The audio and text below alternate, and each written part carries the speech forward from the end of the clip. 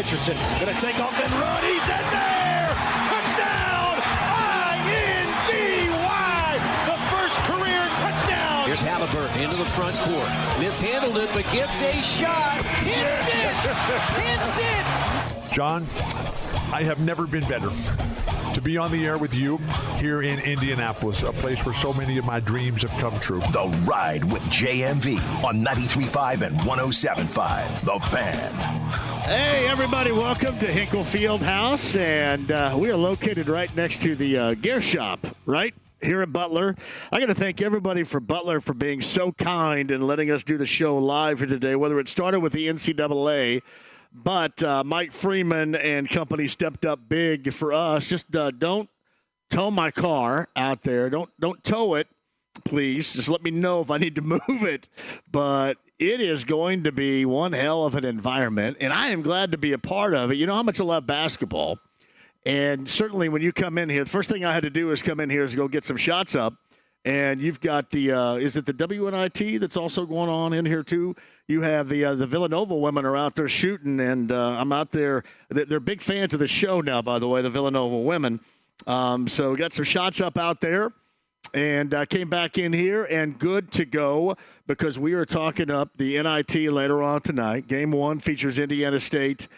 And their matchup with Utah, Game 2 has Seton Hall and Georgia as their matchup. So we got a lot of conversation regarding college basketball today to get to as well. But thanks to everybody that put the wheels in motion for me to get here coming up later on today. I've got a video that I don't know if it's been sent out yet or not that I made. And, oftentimes people have said, and believe me, I've been right there with you before. I've said, the NIT, it's kind of forgotten. Once upon a time, it was the biggest of deals. And with the NCAA tournament love, that is just absolutely relentless, I should say. And there's a reason for it, is because it's great to watch. But oftentimes, the NIT is forgotten about.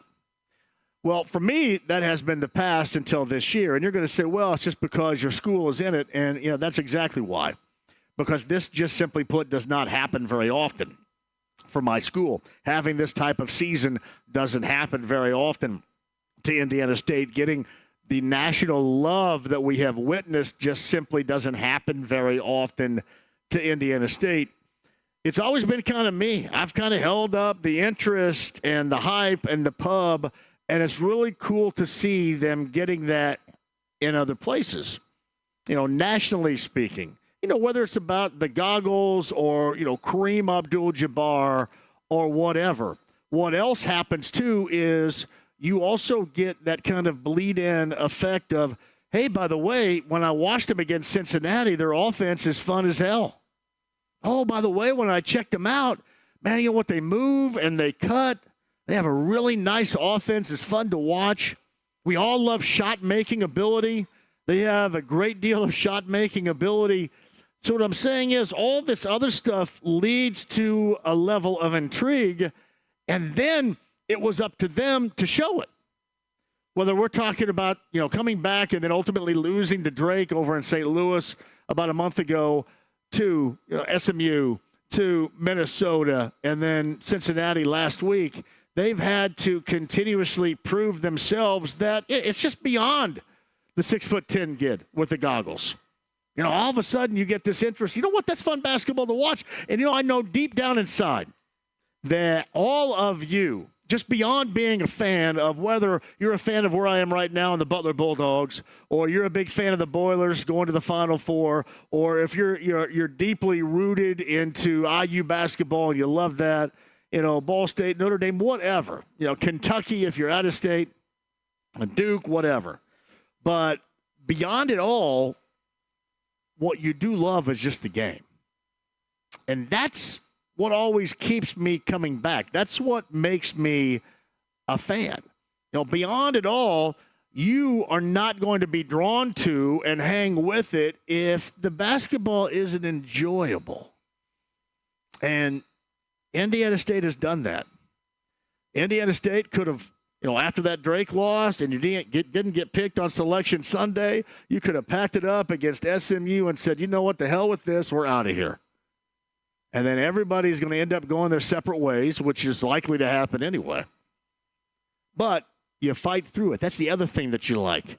Everybody out there that's a basketball fan, you always talk about what is, the perfect basketball player.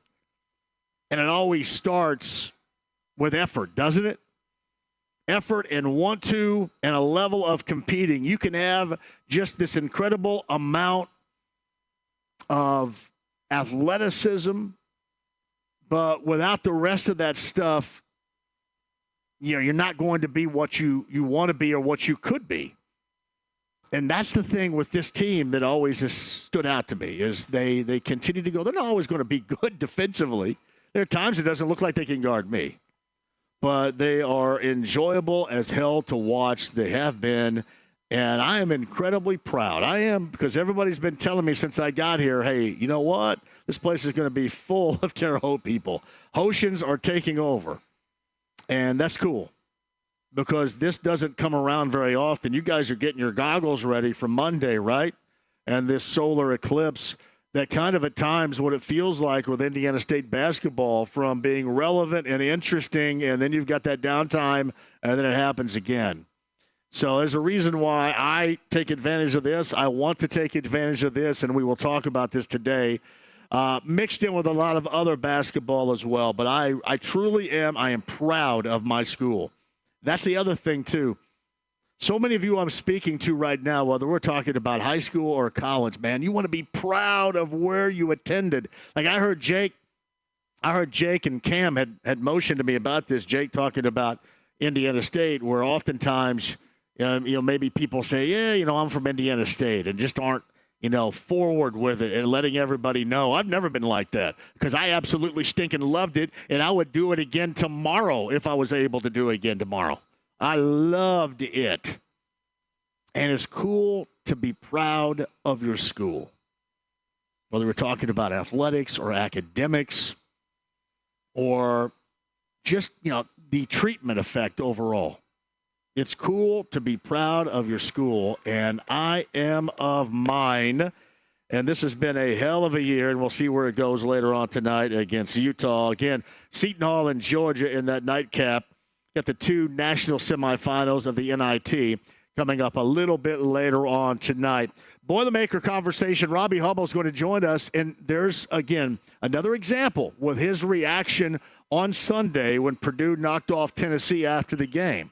That flooding of emotions that he talked about after the game, that yesterday when we had Chris Kramer on and how he felt, and Rob Blackman told the story about how he and Wes Scott, his longtime engineer, the longtime engineer of Boilermaker basketball on the radio and the radio network, and Bobby Buckets, all kind of overtaken by emotion and tears. Man, that is a good damn thing. Good thing. And no question. I mean, you go back to 1991 with the late Jim Valvano. The reason why I bring this up is because you have NC State coming up in the Final Four, taking on the Boilermakers on Saturday. But, that speech that is so awesome, and we know basically by heart now, talks about how those good days is when you show emotion. When you show emotion, it's okay to laugh. It's okay to cry. And in this case, it's okay to be proud. You want to be proud. We have to go through all this other crap, right? On a daily basis, whether it's your job or your life or your responsibilities. And when you spend time watching basketball, or in this case, your favorite sport, or maybe it's football, you put up with the bad times, but you want there to be a payoff there. And, you see it on the NIT level for Indiana State, and you're going to see it in a packed Hinkle Fieldhouse later on tonight on ESPN. You're going to get the word out about, Terre Haute, they love basketball, and this is how much they do. That's a great thing. Or on a larger level, you're going to hear it from Robbie Hummel coming up in the 4 o'clock hour. You heard it yesterday as well. I mean, that's just a great feeling. It really is. I love basketball, always have and always will, more than anything else in athletics. But there's also the emotional aspect that at times we want to try to be, galvanized and, yeah, you know what, I'm a man and I'm not going to, you get emotional. It's okay to get emotional. It is. It's okay to get emotional about a sport. We'll talk to Robbie Hummel about that and then move forward to that matchup with NC State. Robbie joins us coming up in the 4 o'clock hour as well. Greg Rakestraw, speaking of emotion, there was a lot of it this past weekend at Cambridge Fieldhouse. I want to make sure we go through all 4 of the high school basketball finals because, remember, they had a week-long hiatus, so it was a while to wait. But the payoff, certainly, for those schools and the championship schools, that was well worth the wait. Greg Rakestraw, regarding that and the rest of college basketball, scheduled to join us coming up here at the bottom of the hour. And let's not forget, it was me. It was me. What did I say? Final 8 games of the regular season, the most important 8 games of the season. And you're going to say, all right, so what you just yanked out of your rear end, where did you come up with this final 8 game stuff?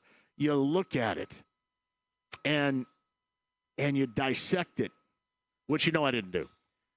You view it, and you know I did do that. And you think, all right, this final 8, you've got some tough ones in there, and certainly the Pacers at times have made it tough on themselves against teams that are lesser. But you have a great opportunity to hit a ramp, to ramp into the postseason in the absolute best position. And beyond that, well, we can talk about positioning all the time. And well, I don't know if we want to play them or I'll be honest with you, it has been so damn long. I'm like Tyrese Halliburton. Hell, I don't care.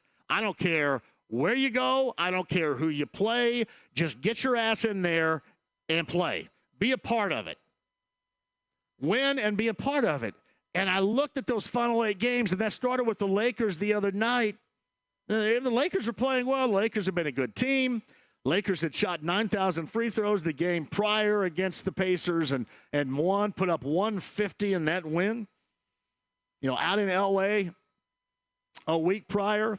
But it is about, I believe in momentum. I think it's hard not to. And I know it's something that is not easily explained. You have to give an example. And I wanted these 8 games for the Pacers to be an example of who they are, who they're going to be, not the knock-around gang that, hey, you'll look really good against Boston at home. You could be really good against Milwaukee over the course of the season, but what the hell about this Bulls game? What? You're losing to Washington? You lost twice to Portland? I don't want that to be them, meaning the whole up and down portion of it. I want them to be that team, even as young as they are, that believes in themselves because they believe they have the talent to move forward and make something happen in the postseason. And believe me, momentum is real because if momentum wasn't real, how else are you going to explain NC State? That matchup with the Boilermakers coming up on Saturday night. How else would you explain it? It's okay if you just say the momentum.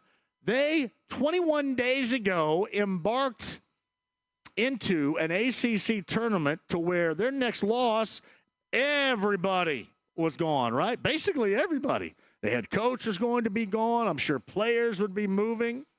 But instead of owning that and having to sit into that, this team stepped up and then played well against Louisville, then played well against Syracuse, and then picked off Duke in the ACC tournament. You don't think that has anything to do with momentum? You don't think when you get on a roll, especially a team that's been up and down, that has played well sometimes, but certainly not played well others, you get so much confidence when you do things well. You get so much confidence when you win. What is created with all that is momentum. And then even if you're not as good as what you've been showing, it doesn't matter. You go out there and you play like you are. That's how NC State's been doing it. It is completely different than the Boilermakers. The Boilermakers said, all right, enough is enough. Seems like the moment Zach Edey punched that dry erase board in Columbus, Ohio last year, you know what? I'm coming back and enough is enough. I don't care what happens. Fan base says, I don't care what happens until we actually see it in the NCAA tournament. It has been all business. But for a team like NC State, this thing has been a short-term creation, and a short-term creation made by, what's up, buddy? Good to see you, by a level of motivation and certainly circumstances in which they've created. But it is amazing to watch what momentum can do. And certainly with NC State, it can help out your program. You can build off of this. It does exist. We'll see later on tonight if it does. We'll see coming up tomorrow night for the blue and gold if it does. What do they got? Of those 8 games, they're 2-0. You get the second of a back-to-back coming up tomorrow night against Brooklyn in Brooklyn. Incredibly winnable. You saw how it looked last night. Got a lot of guys in the game. The only thing that was a bummer last night, Miles Turner dislocated a finger, shot a left-handed free throw, knocked it down just like you knew he would, right? Heard Rick Carlisle on with Andy and Kevin this morning say, maybe it's going to be ultimately because, again, I guess all the screens came back as negative as far as the fraction is concerned. But how much pain tolerance are you going to have to deal with that? Will he sit out coming up tomorrow night? I would say if it's as bad as it sounded, right, or has sounded, that he will sit out. For one, I'm okay with him sitting out, but I would much rather these guys, if he feels like he can play through it and go through it, I'd much rather see a guy out there. I've seen a lot of people say, well, you know what, with Miles, it's okay with me if he says coming up on Wednesday. It's okay with me that if he can go out there and play, that he wraps that son of a gun up and goes out and plays. That's what's okay with me. His legs are okay, right? I know it's his index finger on his right hand. That's his shooting hand. It's a strong hand. Right is right hand, right? Yes. But I'm assuming that, if everything else is rep that thing up and go. That's what you guys would want. Like, that would be, like, all of you that always decide to rip on me regarding Miles, right? Be something you would have to, like, look at over. Wait a minute. You're going to play through this injury.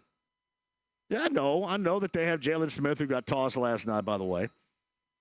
And Isaiah Jackson, who certainly has played well when been given the opportunity. And it sounded like Rick Carlisle was saying that, be ready for Miles to miss a little bit of time. Maybe not a lot, but a little bit of time. But I've always been, I understand if you want to just, work him slowly back in. But I've also been, hey, you know what? If you got some momentum going on right now and you're playing well, go with what you know and work it. So wrap that thing up and go. I doubt if that's how it's going to be, but it would not bother me if that is the case. So we can hit some Pacers conversation for you, too. I've got plenty of time at 239-1070. Yak at you over the course of the afternoon. Again, live at Hinkle Fieldhouse. And thanks to our friends at the NCAA, those involved with the NIT, both the men's and the women's, and Butler for having us out here. I don't know if we're still going to be on the air. I don't know what time the doors open. I do know this. I know they open at 5:30, so we'll still be on there where the doors open. Cool. I know that Indiana State's having themselves a party right now over at the Bulldog. So if you guys want to stop over there and have some drinks with Terre Haute, that's probably a good idea. But we are right here in front, basically diagonal from the gift shop. Love to see you on your way in if you're going. And I'm thrilled. I'm thrilled if they're just basketball fans coming in here tonight. If it's not just all Indiana State. Not all Sycamore fans, not everybody from Vigo County. If you watch this team play and you love the style of basketball and you dig it and you want to see it live, that makes me feel even better. Yeah, I'm not sure if anybody is going to join me before the game. How are you? Hey, good to see you. I don't know if anybody's going to join me before the game, but we shall see. We've got a loaded show for you today, however. JJ, I'm assuming from Brooklyn, or at least right before they leave for Brooklyn. I would guess that maybe they're already there. I'm not quite sure. JJ, Bally Sports Indiana, joins us coming up in the 5 o'clock hour. Robbie Hummel, the former Boiler. You can catch him on ESPN Big Ten Network. And with Westwood 1, Robbie Hummel's going to join us coming up in the 4 o'clock hour. And Grant Leindecker, who is in line to become the next Director of Athletics for Butler. I ran into him in the hallway. He's going to join us coming up at 4:30, and we're going to talk about a lot of things. I love talking about NIL, so we'll bring that in. Listen, you say, man, why are you going to do that? We don't want to hear about that, because it is a major focus. If you are going to be good, you have to be good at that. Think of it like this. You got more than just one scoreboard. That one scoreboard's the major scoreboard inside Hinkle. But it's kind of like radio. We play for like 19 different scoreboards out there. We got a rating scoreboard. You got a sales scoreboard. You got an online scoreboard. You got a content creating scoreboard. We got like 19 different scoreboards out there. And you know what? So does college athletics now. It does. And we'll talk to Grant about that in his upcoming new gig. I think is he taking over in May or June, I believe. Grant Leindecker. He is in line to be the next director of athletics for Butler. Is going to join us at 4:30. On the other side, a lot to talk about with Greg Rakestraw. Last weekend, we'll pivot to college basketball and a whole lot more. And I've got room for you today. Yesterday was certainly a lot of Boilermakers for the first time into the Final Four since 1980. But a lot more of you today if you want to work it in. 239-1070, we can certainly do that. Inside the AAA membership lounge via YouTube Live, we can absolutely do that as well. The stream, the app, and HD radio. We are at historic Hinkle Fieldhouse, and it is the NIT, the first of two games, Sycamores and Utah, followed by Seton Hall and Georgia. You know what's interesting about Georgia, by the way? How you doing, Jess? Good to see you. Mike White is the head coach of Georgia. I think I've told this story before. I want to make sure I kind of present this before I talk about it a little bit later on. Mike White is the head coach of Georgia. Mike White is the one that brought Dusty May with him as an assistant to Louisiana Tech. And then Mike White ended up getting the Florida job and brought Dusty to him. Dusty didn't get hired for the Louisiana Tech job, and so he went with Mike White to Florida. And then obviously after that got that head coaching gig at Florida Atlantic, and now he's in Michigan, and Mike White is holding things down at Georgia in the SEC. Mike White is the son of longtime Duke athletic director Kevin White. He is the head coach of Georgia. But interesting local dynamic with Dusty May in mind. We'll see if he's like roaming around here as well a little bit later on. But a lot of hoop today we'll get to, and we'll get to you at 239-1070 on the other side. The stream, the app, it's HD Radio, and Greg Rakestraw, and your calls coming up next, live from Hinkle Fieldhouse, 93.5, 107.5, The Fan. Business. It's not a 9 to 5 proposition.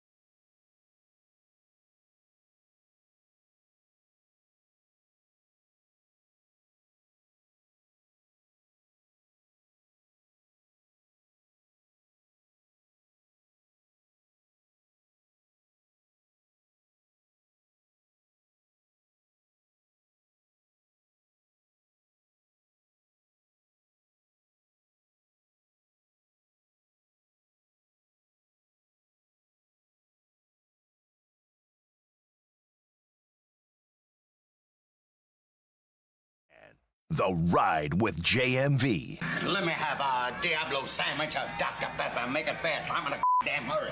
93.5 and 107.5. The Fan.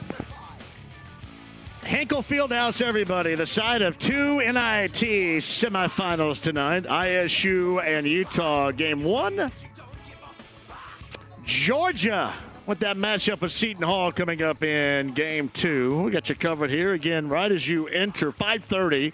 The doors open, and we're right next to, basically diagonally from the Butler gift shop is where our location is right now. Hope to see you a little bit later on. Robbie Hummel, top of the 4 o'clock hour. Jeremiah Johnson from Brooklyn. Pacers a 133-111 winner last night over the Nets. That's exactly what I want to see them doing this time of year, everybody. And I love the fact that they got out with 43 in the first. Not messing around. The final 8 is what I talked about. The final 8, ramp it into the postseason and not care about. Everybody worries about the matchups. Oh, my goodness, the matchups. Where are we going to be? What are you going to do? I don't care. Just whoever you play against, go out there and be ready to kick some ass. And being ready to kick some ass means be motivated to do so. Have momentum to do it. Final 8 is a ramp here, everybody. We've been talking about this, or if you've been listening to this show, I've been on this for a month plus. Started with the Lakers, and then last night you saw even more. I love that 133. I don't care that the Nets stink. They do stink. 133 up was a good feeling. That final 8, 2-0 so far. So the ramp is indeed going on. Back to that in a second. Andy Moore, Automotive Group Hotline right now. Friend of the show, Greg Rakestraw, joins us. So what do you think about the reaction, the response of Sycamore Nation, of Terre Haute, of Vigo County, coming up here later on tonight with this sold-out crowd? Pretty impressive, huh? I can tell you the folks at Butler are thrilled that Indiana State is playing in the semifinals and potentially championship game. Clearly, it's their second favorite group. It could have been the home team. But I'm not sure the reaction, even if it's Butler at home, would have been the same, because that's how much people from Terre Haute and alums and, to a larger degree, Central Indiana have embraced this Indiana State story. So it is wonderful that Indiana State gets both this national stage on ESPN, but also gets the local stage in which to showcase their skills. And, again, I just hope it is a 2-night stay and not a one-night-only thing. And so they do, because if they don't, there won't be 15 people here on Thursday night. That's the other thing. But the tickets are not refundable. So from the money-making standpoint, that has been done. You are right. The crowd and the sound will be a whole lot better if it's a shade of Sycamore blue that'll be there on Thursday night. I haven't asked anybody this, Greg, but you think that inside some of these Sycamore fans, a lot of which we saw on senior afternoon in Terre Haute about a month ago, do you think this is kind of a quick last dance, if you will, with this group? Because I kind of get that feeling that, one of the reasons is, that, when you're done, that the day after you're done is just simply not going to be the same. Correct. No, this is a chance to show your appreciation. This is your chance to, again, much like the last 3 games, beat somebody that has the opportunity to be in a, Power 5 conference. Already 3 of those scalps have been claimed by the Sycamores, and a chance to beat one that's in the Pac-12 currently and the Big 12 next year. And if they win that one, obviously whomever they would face in a championship game would be of that ilk. So, yeah, it might be kind of Irish Wake style, knowing that likely Josh Schertz headed to St. Louis, and a good chance that several players could be following him or going to other larger destinations. So I hope that Indiana State fans are awakened to that reality, but frankly still appreciative of what this season has been about and the job that Josh did in his 3 years in Terre Haute. How much of this can be described or viewed as a microcosm, especially for where we are in this era right now, of transfer portal, of NIL? The coaching movement's always been there, but certainly the player movement never as large as it is right now. And certainly, Greg, the landscape of a mid-major trying to deal with it. It seems like that if there are different avenues to all 3 of those stories I just brought up, Indiana State probably encompasses all 3. Well, the phrase was nothing lasts forever. Now it's things last for a year and then they completely change. I'll liken to the school that I'm associated with the most at the Division I level, which is IUPUI, soon to be IU Indianapolis. I did a coach's show with Paul Casaro yesterday. They will have exactly 0 players back on that team next year. Now, part of that is they won 6 games, and part of that is that they're in the bottom 5 of the net rankings in terms of Division I basketball. And obviously Indiana State is in a completely different situation from a success standpoint, but that's just kind of the nature of the beast these days in that, at the larger school level, you'll have kids stay, but you won't have your entire roster, will stay. And it's just going to be that way. And I'm not sure you can put the genie back in the bottle. There was the attempt to try to put some governors on it saying, all right, now you can transfer without having to sit out for a year. It's only that one time. Well, that was shot down in court at the middle of this season.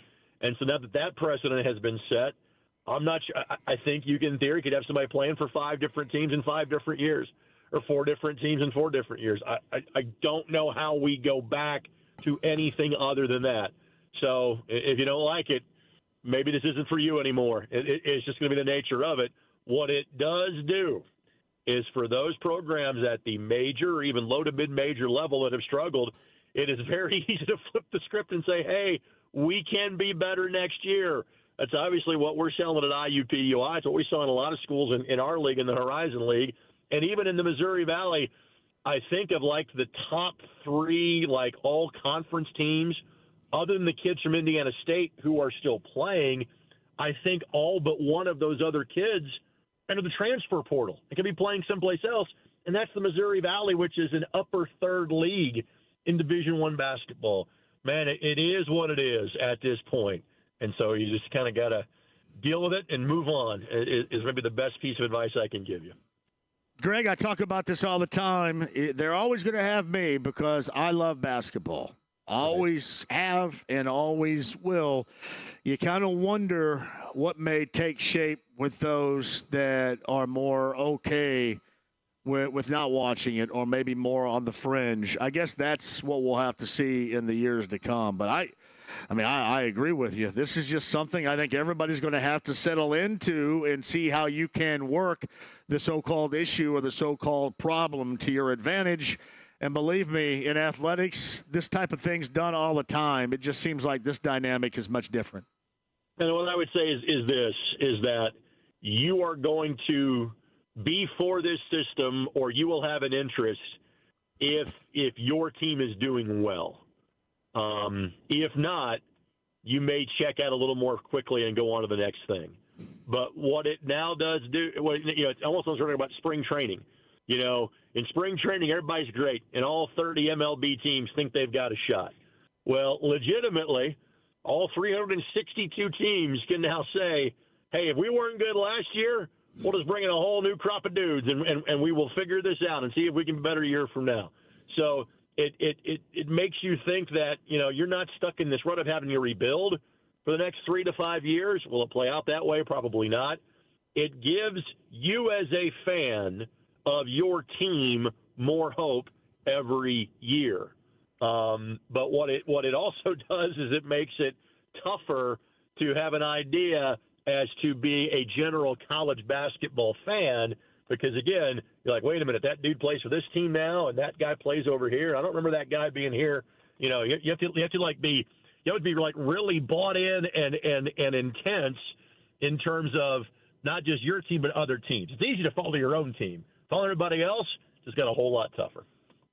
So Greg Rakestraw on the Andy Moore Automotive Group hotline. So you think that Purdue folks out there, obviously going to the Final Four, first time since 1980, and I think there was a lot of pushback with what the rest of the sporting world had to say about the Boilers and their big man and their coach and their style of basketball.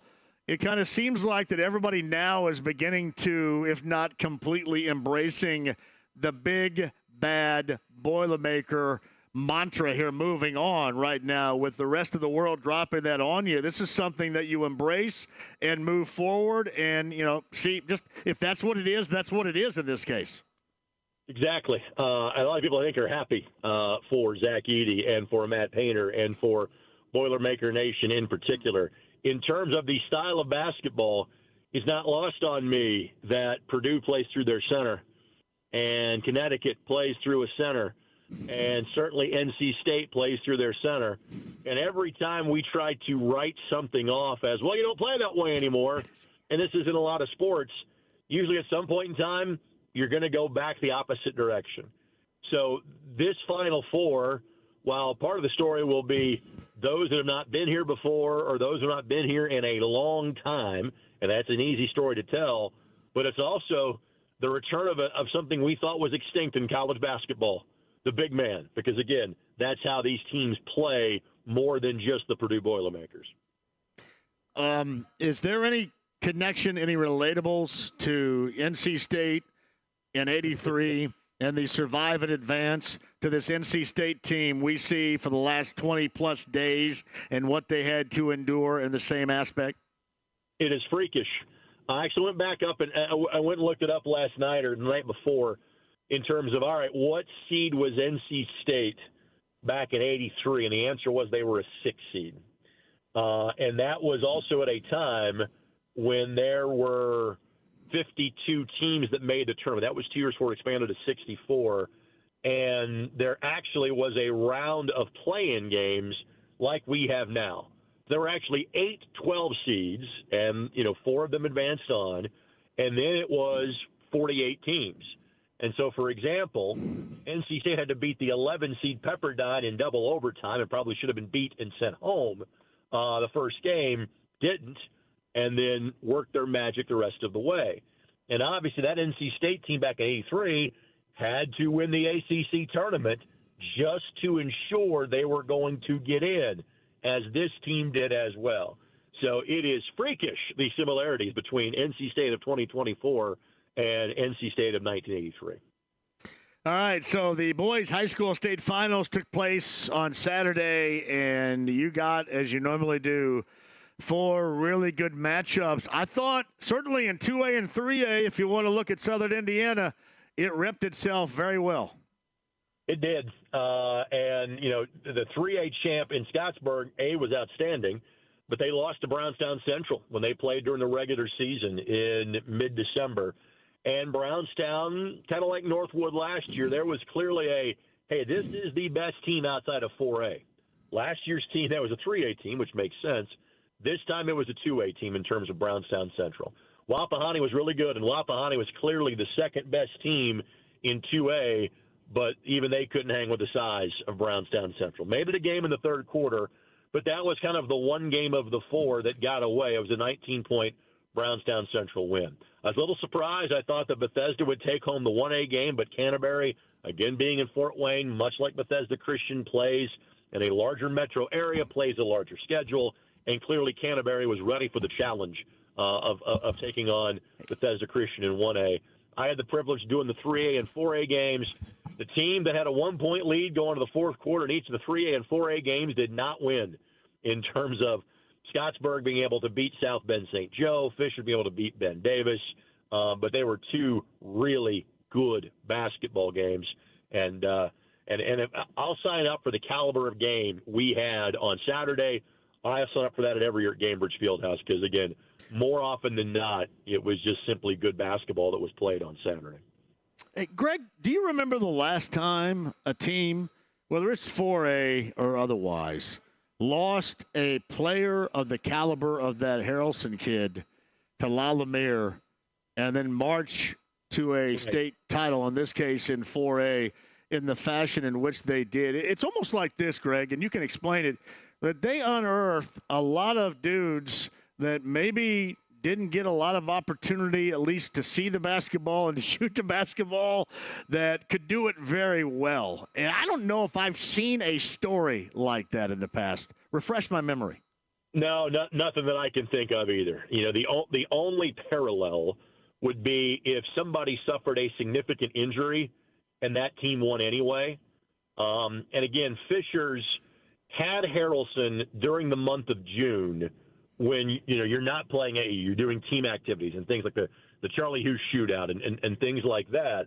and Fishers was crushing people when Harrelson was still playing. He didn't make the jump until July. He elected to go to LaPorte La Lumiere. And most people went from, all right, Fishers is going to be the state champ to, hey, Fishers is still going to be a good team. It's still going to be a ranked team and might win their sectional, which is always tough, but that probably goes their chance of the state championship. And they lost once the entire year. They were fantastic. The only parallel that I can draw off the top of my head, and the story was going to be told this way if Ben Davis had gone back-to-back, in that Ben Davis had lost so much from their 95 team, just like their 2023 team, they were not expected to repeat in 96 or 2024, and they nearly did that both times. You could almost kind of say Fishers was like that too, where once Harrelson elected to leave, you just didn't think it was in the cards for Fishers, and clearly that was never in the mindset of those players nor their head coach in Garrett Weiniger, because they were the best team in the state from the start of the season until the end of the season.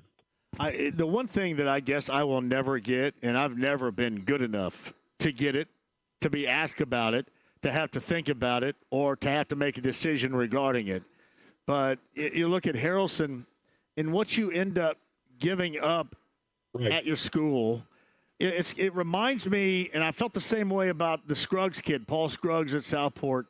I mean, what you give up as a legacy at that basketball-rich high school for a one-room computer basketball school where you ultimately went at the same pace and the same spot as you would have gone anyway, that stuff just blows my mind why that decision is made. And now, again, I've never been at that level to have to go through it, but why you would want to do that, pull the plug on your legacy at your school like that is beyond me. And I agree. It is a 50-year legacy decision that you are making when you elect to walk away, boy or girl, from IHSAA high school basketball. You're going to play better competition in practice most days? Yeah, probably. You're going to play some better competition in terms of the games you'll play? Yeah, probably. But you're likely still going to get tremendous coaching being in the state of Indiana. That's part of what you get in terms of living here. And, again, the crowd interest, the level of interest in terms of the state tournament, and, again, just the general way in which you are viewed in the state of Indiana changes drastically if you go the prep school route versus if you go the Indiana high school route. So, Greg Rakestraw on the Eddie Moore Automotive Group hotline. I was thinking about you the other day because do you have anything to do now besides Indy 11? I get a little bit of a reprieve. I turn into something of a sales guy.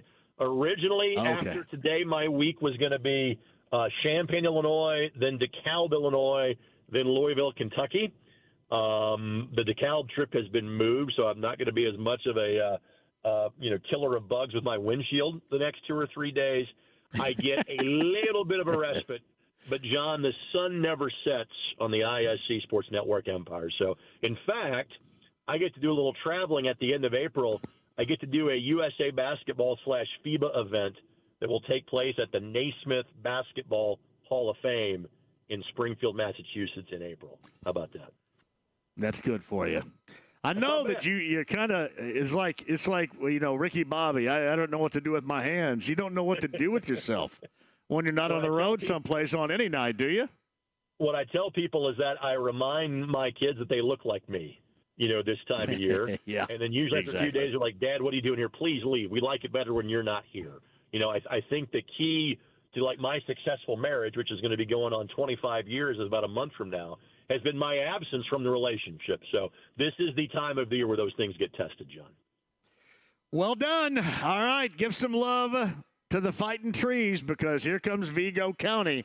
The gates open up for Vigo County at 5:30 today. Well, what I would say is that hopefully there's a W tonight because now that I don't have to go to Northern Illinois University and back on Thursday, if the Trees make it past tonight, there might be an appearance by yours truly at Hinkle Fieldhouse. I'm sure that will serve in no way, shape, form, or fashion as a motivating factor for Sycamore players and or their fans. You got it, buddy. Always a pleasure. Appreciate you. Have fun. See you. It's Greg Rakestraw right there, the Andy Moore Automotive Group hotline, Hinkle Fieldhouse, our location today. We've got the first of two NIT semifinals. 7 o'clock tonight is the tip time for Utah and Indiana State. I think Fran Fraschilla is on the call. Somebody's going to have to run in there a little bit and see if Fran can come out here and talk up this game. 7 o'clock for that. Georgia and Seton Hall at 9:30. I've asked everybody around here to make sure that they verify this, but this is a sellout tonight. It is a sellout. So we shall see what happens. I just saw Jake Query came here. He's going later on tonight, too. So we'll all check this out together. Hinkle Fieldhouse. Again, thanks to everybody here at Butler and the NCAA for allowing us to do the show over here and show some love for our friends from Paradise on this particular day of the NIT National Semifinal. Robbie Hummel's team, Purdue's, in the Final Four. They get NC State a little bit after 6 coming up on Saturday. Robbie joins us coming up at the top of the hour. Grant Leindecker, who is soon to be the new director of athletics for Butler, will join us at 4:30. Jeremiah Johnson with the Pacers coming up here at 5 o'clock. 93.5, 107.5 The Fan. Did you know that April is Foot Health Awareness Month? Hi, this is Phoebe, and at the Good Feet store.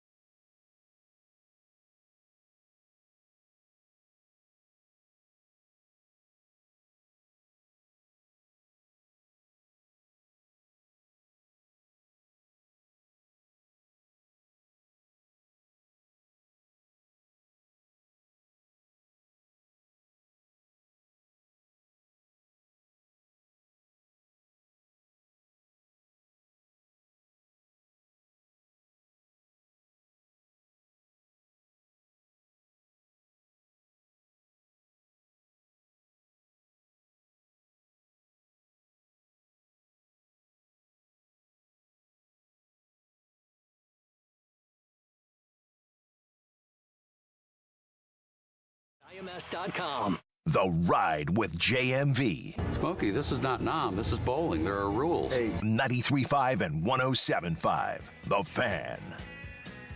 Hey, welcome back to Hinkle Fieldhouse. Showbiz is here with us. Landon's here. Cam's the on-site engineer. The first of two at 7 o'clock features Indiana State and Utah. The nightcap is Seton Hall and Georgia. That is the NIT semifinals. Thank you for joining us today. A little book on Utah quickly. They're big. They are big, and there's some talent there. Brandon Carlson, 17 points plus per game. He is a 7-footer, and knowing that the Sycamores go 6'8" and then 6'10" down low, with Robbie Hummel. It's going to be interesting to see how they handle the height. But Utah has had some incredibly good moments in at least the last 3 games. Cal Irvine, Iowa, and VCU. There wasn't a great deal of competition against them, where they had 3 strong representations in wins. That is your matchup number 1 tonight from Hinkle Fieldhouse. Utah and Indiana State. That tip time is at 7 o'clock. Doors open here at Hinkle Fieldhouse at 5:30. Meantime, 239-1070 is the number. Robbie Hummel, top of the hour. Jeremiah Johnson's going to be here regarding the Pacers in the 5 o'clock hour. And Jonah is up first today. Hello, Jonah. How are you? JMV, how you doing today? Fantastic, Jonah. Thanks for the call. Go ahead, buddy. Well, going from the desert back to here, I'm back in the swamp, and I'm loving it. A little bit of thunderstorm action for you on and off for the last 2 days, yeah? Yeah, it's good seeing you the other day. Thanks for having me on. And, you know it. Yesterday's game is what the Pacers needed, a good blowout against a bad team, because for whatever reason the Pacers don't believe in blowing out bad teams, or let alone beating bad teams. And it's been kind of frustrating. And but looking ahead at all the schedule with the Pacers and the other teams that they're fighting seedings against, a lot of the Magic, the Knicks, and the Cavs all have hard schedules. And I don't think the Pacers will get the 3rd seed, even though there's a chance, because they're only 1.5 games behind. But losing to the Cavs 2 weeks ago, that just really hurt their chances in doing so. And that to me just if they would have won that game, I think there's a good chance that it would be the 3rd seed. But let me ask you, John, who do you want in the first round? Who do you think will be a good favorable matchup, seeding-wise? And I'll let you go from there. Yeah, and thank you, Joan. I got to hit a break in a second. I'll get to that question coming up on the other side. I mentioned this a little bit earlier. Honestly, it doesn't really matter to me. I don't want it to matter. I have an answer for you. I don't want to go without an answer, but I'll give you an excuse or a definition as to why, I guess, more than an excuse. But it doesn't matter to me. I'm more concerned about this team playing well going in, playing their best basketball going in than I really am who they play and where they are. But I'll give you an answer, Jonah, coming up on the other side. Chris, hang tight. We'll get to you as well. Robbie Hummel set to join us coming up next. Hinkle Fieldhouse NIT semifinals begin with Indiana State and Utah at 7 o'clock. Doors open at 5:30. This one is sold out this evening. We'll see what happens after that. Live from Hinkle Fieldhouse, Robbie Hummel talks Final Four, the Boilers, and more on the other side. 93.5, 107.5 The Fan. If you're talking about it, Caitlin Clark.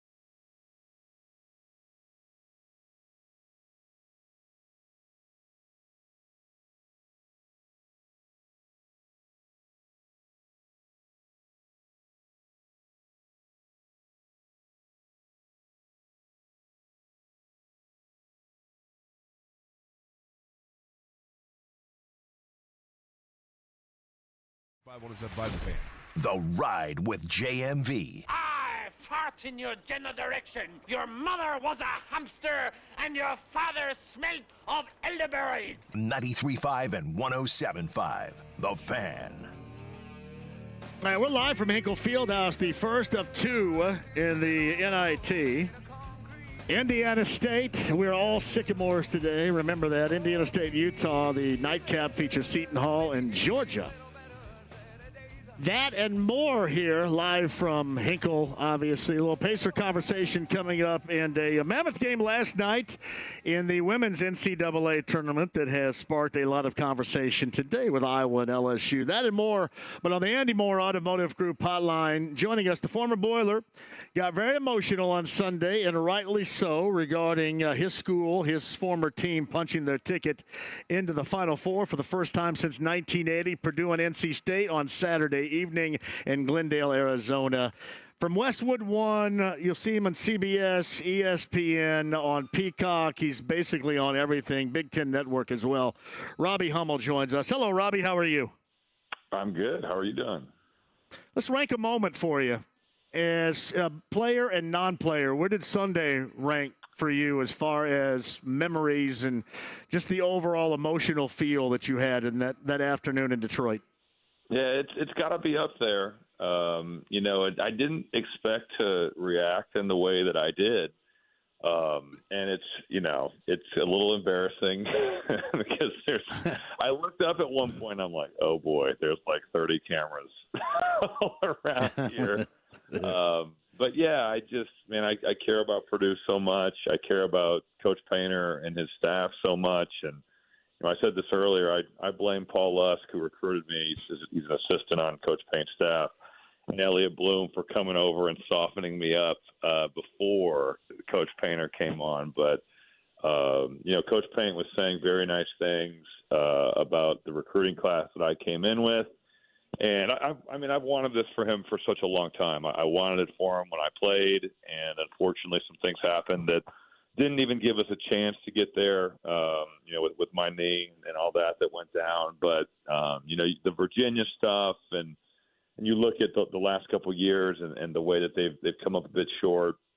But you could tell it drove this group of players, and they've got a really special group, and that's how I felt about the team that I played on back in the late 2000s, where it's like, man, everyone is so much on the same page. You want to win for obviously yourself, but for your teammates, for your head coach, for your school, for all the fans who have wanted this for so long. And I think that's exactly how this group feels. They're so connected. They went through what they went through last year, but now to see them be so successful and use that as motivation, and for Coach Payne, for the players, I'm just so happy for them. I'm so happy for the program. And certainly for the fans, too, because they've had a lot of heartbreak since 1980 that they've had to experience. Yeah. Yeah, and I want to get back to that in a second, but I feel as you do. So I go and I graduate, I think, from Indiana State. At least that's what they told me. And this is special. And in the past, I kind of look at the NIT and I go, I probably haven't paid a great deal of attention. But this particular season – and, what it has meant to Indiana State grads, to the student body, to ISU, to Terre Haute, what it has meant to everybody, what Josh Schertz has brought, what this team has brought has been incredibly special. And it's different levels, Robbie, it is. I mean, you're looking at it from a completely different level than I am. But, man, the emotions for your school and the love of your school, it all rides the same this time of year, and especially when you accomplish something that in the case of Purdue hadn't happened since 1980, and in my case here with Indiana State, you rarely see. Yeah, and I got to see Indiana State play twice in person this year. I saw them against Ball State at Bankers Live. It's had so many names, I can't remember what it is now. Bankers Live, and then I saw them at Michigan State, and they've got a special group. To see just the way that the church has coached them up and the stuff they run. And then the talent that he's acquired, that's a big one at Hinkle tonight. You're on site. You're outside. I'm on site. I'm here right now. Yes, I'm geared up. I never gear up either. So, the house that Matt Howard built there, and Gordon Hayward, and Shelvin Mack. Hinkle, Hinkle's got a pretty cool history. That's a good building. All I do is walk around here and see a picture of a Graves guy. That's all I ever do. It's like 19 different Graveses I see on the wall around here. So yes, they are a part of that program as well. It's Robbie Hummel who was with us. All right, nationally, the portrait has been painted, and it has for a while now, of Purdue being the bad guy. Does Purdue, you think, embrace that? That's honestly hilarious to me, because normally that's like a team that's won so much, and Purdue, we haven't the last couple of years. That doesn't make a lot of sense to me, but yeah, I think that they, you kind of have to, and when you're 33-4, you win the Big Ten by multiple games, you've got the National Player of the Year on your team. Hating Zach Edey is a very weird thing.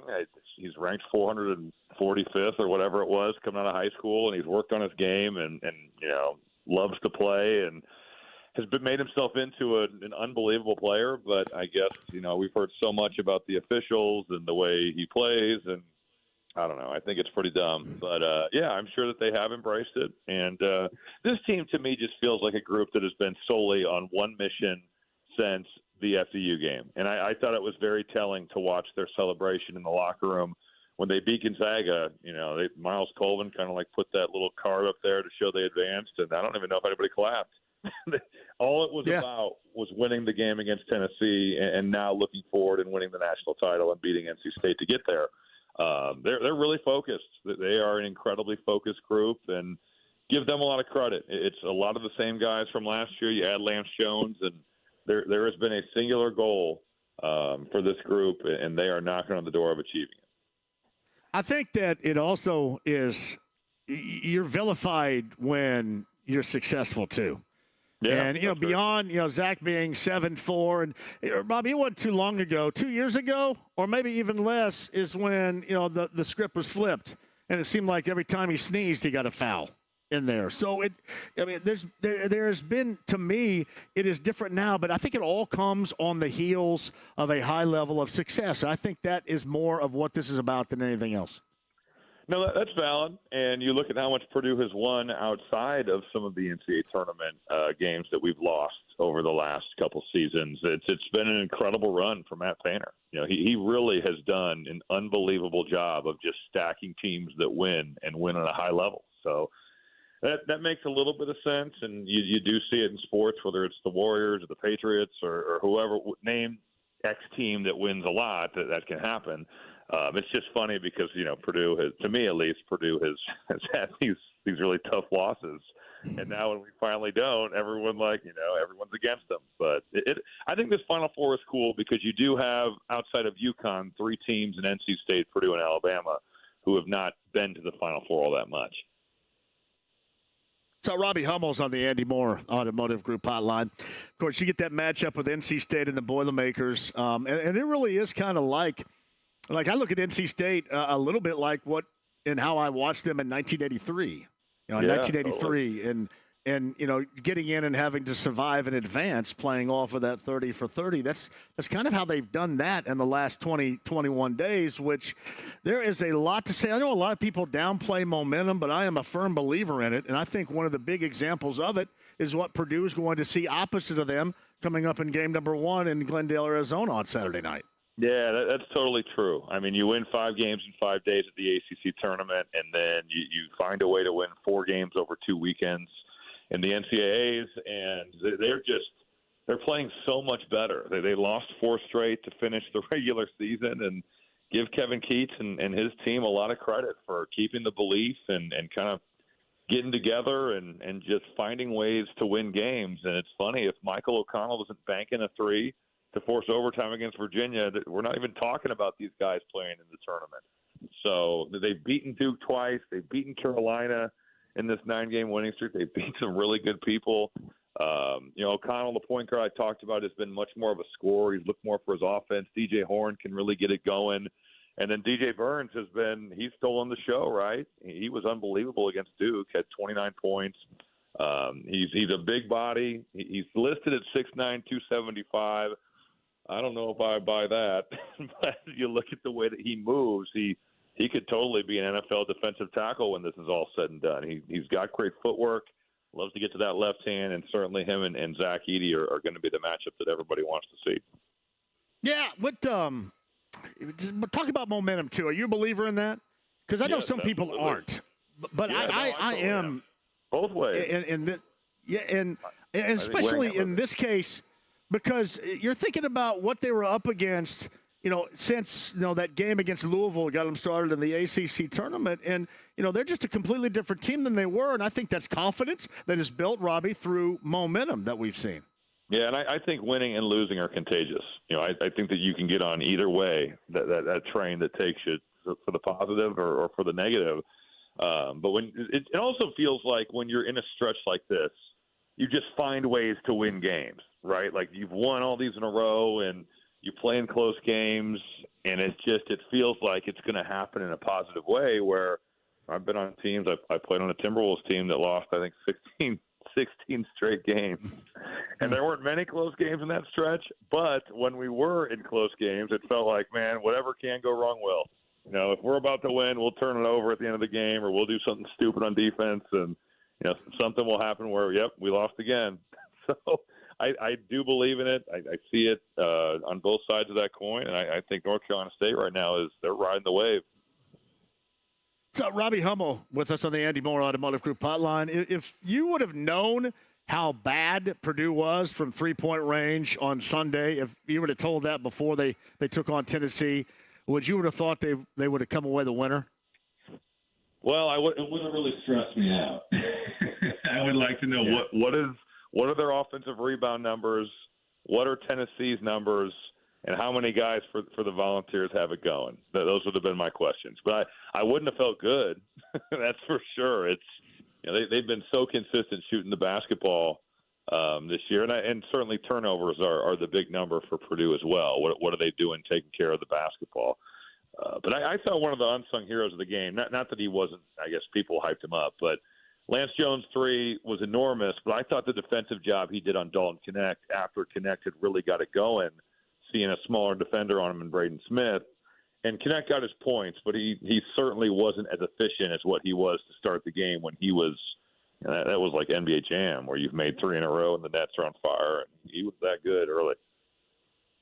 Yeah, he was. And I just think that was the type of game that we have seen in the past that would have dogged Purdue, and maybe they wouldn't have made it out of it. But they had made themselves into more a consistent and versatile team that I thought that's what kind of lifted them up and got them over Tennessee Sunday. Yeah, and I think it's just a battle-tested group. They've had some games where teams have gone on runs, and certainly I think that the Illinois game in Champaign stands out. It was very similar to end the first half, where Illinois got all the momentum.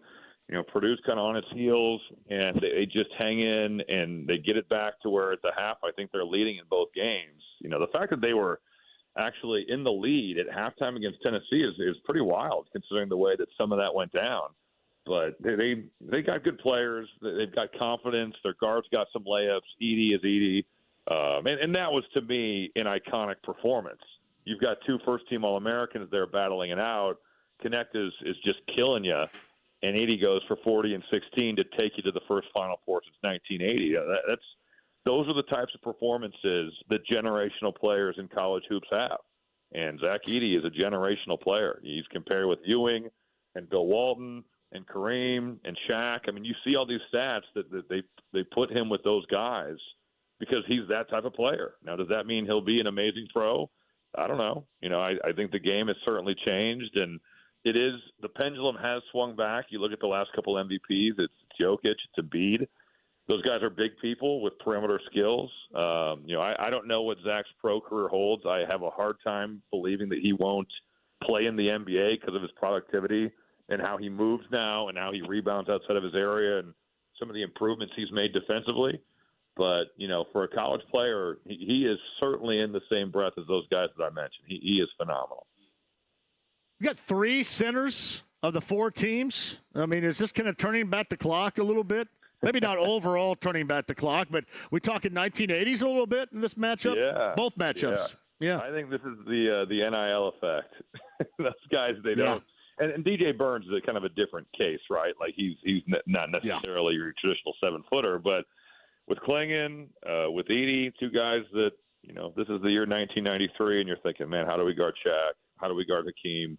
We need huge people. They would be gone, right? Like they would not be here. But in today's game, they stick around. We saw it with Hunter Dickinson. We saw it last season with Trace Jackson-Davis, who's now having a great year in the NBA, which is terrific to see.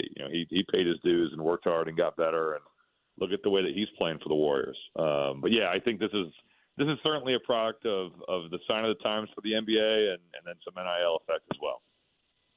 So Robbie Hummel's on the Andy Moore Automotive Group hotline. Are you doing any of the games out there at all? I'm doing some stuff for XM Radio. I'm doing this thing for Bleacher Report. They're with Turner. So yeah, we're doing like something on their app, but it's not traditionally calling the games. I am all done with that for the year. We had Chris Kramer on yesterday, so he's found a spot out there. You got a place for him to flop out there if he needs to flop. For CK, yes, I always would allow him to crash on any floor, cot, or pull-out couch that I can find. Yeah, he was, much like you, a great deal excited about that. Robbie Hummel is with us. I did want to ask you this, and I'm not trying to get ahead of myself to Monday whatsoever, but you look at UConn, and we talked about how well the Boilers are playing, how well NC State is on a run right now, what Alabama has been doing, and then you go up another level to what UConn has done throughout this tournament. How impressed have you been with them? Very impressed. The way that they played. The fact that they went 3 of 17 from 3 against Illinois and beat them the way that they did. You go on a 30-0 run, and I would have thought, all right, well, they're making threes, they're getting layups.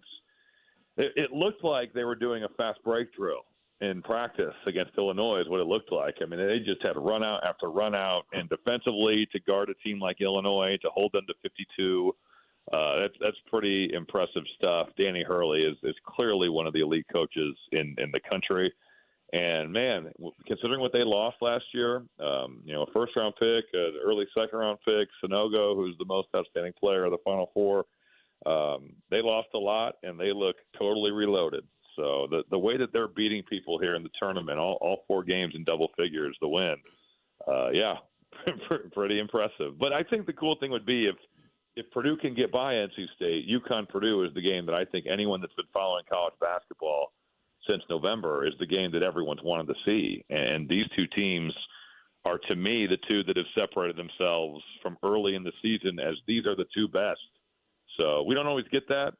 In the NCAA tournament, normally in the NBA Finals, you get 2 teams that have done it over the course of the year because it's a series. We're not, this is a different type of tournament, but it would be pretty cool to see those 2 teams play. I'm going to ask you this, and I'll let you go here. So Matt's coming on tomorrow, and I'm going to ask him tomorrow as well. But considering what he has done with the bench, with Heidi and Colvin in particular, and I know that Heidi was chasing around as well, connect on Sunday, but clearly that's going more of an offensive lean off the bench than it would if he was going with First and Morton. How many times in your career did Matt lean to the offensive side and not the defensive side? Because it hasn't seemed like it's been that often. Yeah, that's a good question. He was definitely more of a defensive-minded coach when I played for him. I bet if you broke down our practices, I bet we did like 65 or 70% of our stuff with defense, and the other 30 or 35 was offense. We definitely were more focused on the defensive end. But the game, the rules have changed some. We pressured a good amount. We were in the passing lanes, and now with the way that they call fouls and the way that the game is officiated, he's gone away from that. And, I think if you look at what Matt Painter has looked at as now, he's one of the best offensive coaches in the country. And that's not to say that defense isn't important, because this Purdue team does guard as well. But, yeah, I think that it's one of those things where when they don't guard guys, you've got to get space on the floor for Zach. And I thought Ethan Morton did a great job in the Gonzaga game of coming in, playing his role, doing what he's supposed to do, and having an impact in the 20 seconds he played, or whatever. I think it might have even been less, 12 seconds, of taking those fouls. But Cam Heidi can make a shot. He can get to the rim. He's really athletic. He knows what's going on defensively. He's got good size, and for a matchup like Connect, he's got the size to be able to contest. And then Miles Colvin, I think, has really made some strides on the defensive end of the floor over the last couple weeks, where early in the season you're thinking, all right, we're putting him in for offense, but he could definitely screw up some things defensively. And not that he doesn't ever make mistakes now, but I think they're much fewer and further between. And I love this. What I love about Miles Colvin is that, man, he could not play for 2 games or 3 games or not get a shot. And when he's in there, he feels like he's on fire. And he doesn't need to play every game to make a high percentage of shots. You know, some guys, that really throws them out of rhythm. That doesn't bother him one bit. He is going in there looking to score, and his defensive improvements have allowed him to get in some of these games. Yeah, well, you were doing the game on Sunday. It looked to me like when Miles was taken out that it was because he didn't feed the post to Zach and instead went off the drive and tried to create something on his own. I thought maybe the coach made a decision right there. Did you notice that? Yeah, you got to know where your bread is buttered with your team, right? Like when Zach's open, has good position, even if you've got a pretty good look, it's probably wise to throw it inside. And if you're going to shoot it, you better make it. Hey, in closing, too, Braden Smith, to me, this whole mentality that you've talked about in this past year of this team having to, to wear and to own Fairleigh Dickinson, this plays, to me, right up his alley because he constantly has that chip. And there is not a moment when he's on the floor that you don't see it. And I think, that's like his lifeblood. That's his fuel. And that's what turns him into what we have seen. It's really too reminiscent of how this team approached this season and the way he approaches day-to-day the game of basketball with this team. Well, I think for a lot of smaller players, and Braden is listed at 6 foot tall, you have to be that way to survive. You've got to find out ways to be tough and to impact games when you don't have the size that other players do. And then you add in what kind of happened last year, and maybe he hit the freshman wall a little bit, like every freshman does that plays, and it comes at the worst time during the NCAA tournament. You lose to FDU, and yeah, he's as improved as anybody in the Big Ten, and maybe even nationally, where you take a jump from being on the all-freshman team to being a first-team all-league type guy, and he's a tremendous player. He's a great leader. He's tough. He is a guy that, he does a good job of picking his spot to score and also getting his teammates involved. And I just, man, to get to play with a guy like that, that's pretty special for the other guys because he's going to get you good shots. He is going to find you. And I thought some of the passes he made late in that Tennessee game, hitting Zach Edey on the roll or finding Lance Jones, making that read of what is the help doing, he is big time at that. So, phenomenal year, and as much credit as Zach Edey gets, and rightfully so, because he has been just unreal. Braden Smith deserves a lot of credit, too, because he has really upped his game. All right, Robbie, you're a Sycamore tonight, okay, buddy? Can you be a Sycamore tonight for us? I can do that. Hey, I share the name with Robbie Avila. Big fan of his. Yes. Big fan of all the Robbies. Yeah. Rocking the goggles and the sports specs and everything. Yeah. It has been fun to watch them play, and I kind of wonder what ultimately is going to happen as far as when it's over here, because I'm sure that NIL and transfer portal and other things will take over. But man, I'm gonna soak it up while it happens, man. You gotta, because if you don't, you're gonna miss something. So that's what we're doing tonining. So, all right, buddy, appreciate you as always. Get Larry Bird on the phone for some NIL. Yeah, well, they're going to have to. They're not going to find it on me, I can tell you that. So both you and Larry can make this thing stay the course for the next couple of years. I can throw them a hellaciously good party, but I don't know if I'm going to be useful outside of that. So that's about it. Play to your strengths. That's yes. Fine. All right, man. Hey, enjoy this weekend out in Glendale, and we'll do it again soon, Robbie. Thank you. All right, sounds good. No problem. Have fun tonight. It's Robbie Hummel right there, the former Boiler. Westwood 1, Big Ten, Peacock.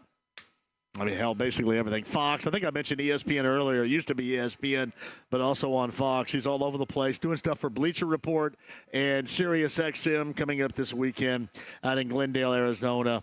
And the former Boiler, Robbie Hummel, on the Andy Moore Automotive Group hotline, as we both talked about Indiana State's about ready to be in the building here. Got the first game of the semifinal. You've got the matchup with Utah. Indiana State, Utah, 7 o'clock, 5:30 doors open here at Hinkle Fieldhouse. And the nightcap features Seton Hall and Georgia. Quick break, we'll come back. He is going to assume the role of Director of Athletics coming up here in, I believe, either May or June. Grant Linedecker, by the way, he's taking over for somebody that has been, in Barry Collier, exceptional at it. Really, anything he's done, he's been exceptional. But Grant Linedecker is going to join us coming up on the other side. We'll talk about that role and a lot that's going on around here, the NIT and more coming up with Grant on the other side. Jeremiah Johnson, some Pacers conversation in the 5 o'clock hour as well. Don't go anywhere. It's 93.5, 107.5 The Fan. You love spring and Indies, so don't spend it.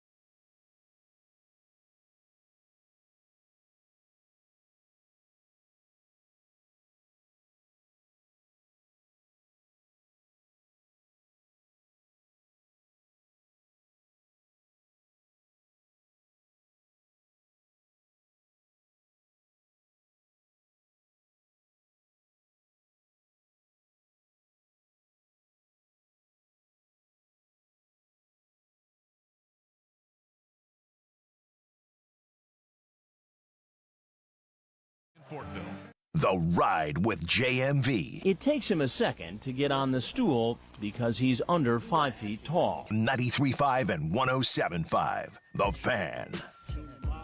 Hey, welcome back to Hinkle Fieldhouse. If you're listening on your way in from the TH right now, I just got a text from Greg Lansing. Greg Lansing, of course, the former coach at Indiana State, longtime friend of mine, has been this past year on the bench at Arizona State with Bobby Hurley. And he's excited about what he's ready to witness later on tonight, wanting everybody to enjoy it. And what we're enjoying is that first semifinal, the matchup Indiana State and Utah here at the NIT. The second is Seton Hall and Georgia. Back to that in a second. Jeremiah Johnson getting ready for round 2 with the Pacers in Brooklyn tomorrow night in Brooklyn. Pacers big 133 on the board last night in a win over the Nets. And again, I had talked about forever now the final 8 games of the season being a springboard, and 2-0 are the Pacers are in the final 8. We'll follow that. We'll get JJ's thoughts coming up here in the 5 o'clock hour. But joining us here live, Hinkle Fieldhouse, he's going to assume the role of Director of Athletics coming up here either in May or June. May 1st. That's a good gig. It's a big gig. There's a lot of responsibility there.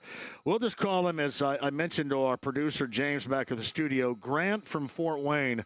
Grant Leindecker joins us. He is going to, again, be the next director of athletics here at Butler. Joins us now. Is that daunting? Did that sound as daunting a task as when you accepted the role? Once you assume it? It's getting a little heavier every day as we get closer to May 1. But it is. All you do is like schedule buses and officials. You don't do anything else other than that, right? Pretty much. Is that what the average, like in high school? Yeah, just keep the trains on time, right? In the 80s in high school, I always thought the AD just scheduled bus rides and officials and was the PE teacher. Is there more to it now? A little bit. If you haven't paid much attention to college athletics recently, especially at this level, there's a lot going on, and we're just trying to adapt and evolve and stay relevant. And so that's a big part of our future. But it is daunting, obviously, given who I'm replacing and the legacy of Barry Collier and what he's done for this place, which obviously I benefited from as a student athlete. I'm grateful for. That set me on a path to want to work in this business. And for me to have this opportunity to come home and do this and replace him is surreal. And I'm grateful and humbled and just looking forward to continuing to build on what he's built. Initially, did you want to coach or did you want to assume the administrative role? When I was finishing up here at Butler as a student, I knew that I wanted to stay around college athletics somehow, some way, and particularly basketball. But I also knew my heart wasn't 100% in the coaching deal, just because I saw how tough it was on our coaches, and they spent more time with us than their own kids. And that's not to knock their profession, right? But that's a commitment that I didn't feel comfortable with at that time. And so I figured, how do I stay close to it? How do I match my skill set with that? And got into this administrative path and fell into fundraising, which was a great fit for me. Just I'm a very relational person, and it's been the perfect fit for me. And I've just continued to learn and grow and develop, and fortunate for me and my family, we're in this position now. He is Grant Leindecker joining us. Again, May 1 will become the Director of Athletics here at Butler. Of the myriad of hurdles that you will need to hop over here, once May 1st comes around and then thereafter, what is the most major of those hurdles? That's a great question. I mean, for us, first of all, like I said, we have a great foundation here, and to continue to evolve and adapt in this current day and age, we've got to grow. And so we've got to find a way to acquire more resources. And with my development background, we're going to lean into that and grow our staff, both around development and some other key positions. We have a great group of people here. We got to grow it. We got to add some roles here on this staff. So that the people side of it's important.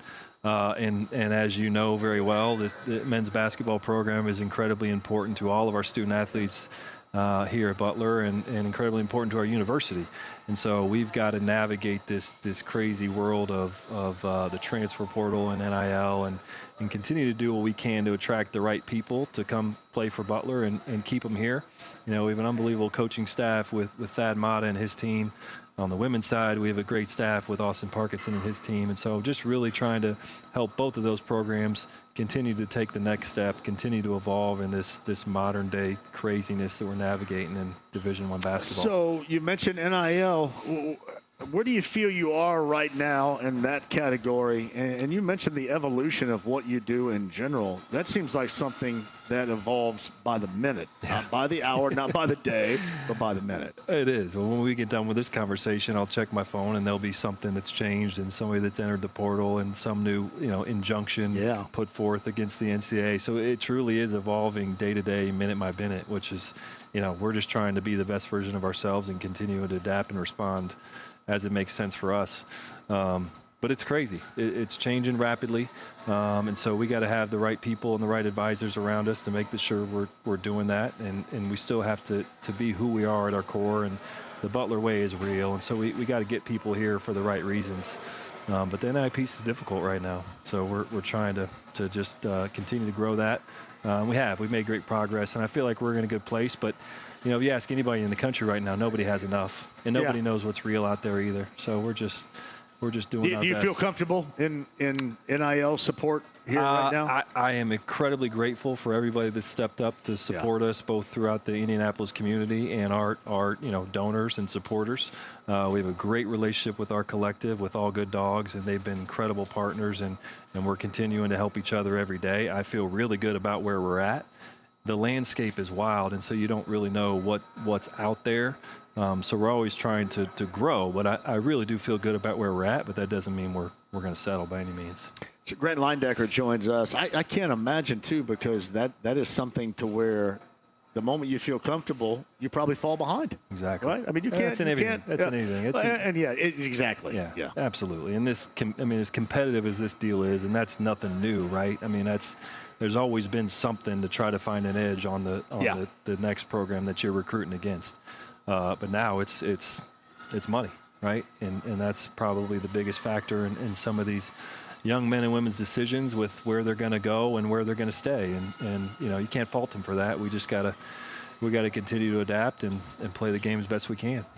So what else besides NIL, transfer portal, Big East Conference? Everybody seems to be happy, satisfied, right? Yeah, I mean, I'm thrilled. We have great alignment within the Big East. I mean, I think we're one of the few conferences in the country, especially at the Power 6 level, where from top to bottom, everyone pretty much has the same idea of where we need to go and how we're going to get there together, right? There's less disparity from top to bottom in our conference than you might see in the Big 12 or the ACC or the SEC. And so, the presidents, the ADs, our commissioner, everyone's aligned. We're just trying to continue to build our brand. We were obviously disappointed we didn't get as many teams in the NCAA tournament as we would have liked, but we're gonna keep building that. And I know Indiana State was in a similar position this year. But I've cussed everybody out about that already for 3 weeks. But they've taken advantage of the opportunity in front of them, and I credit them for that. And we're trying to do the same thing, and I'm thrilled that Seton Hall's here tonight as well, representing the Big East. And we obviously got one more still playing in the Final Four. So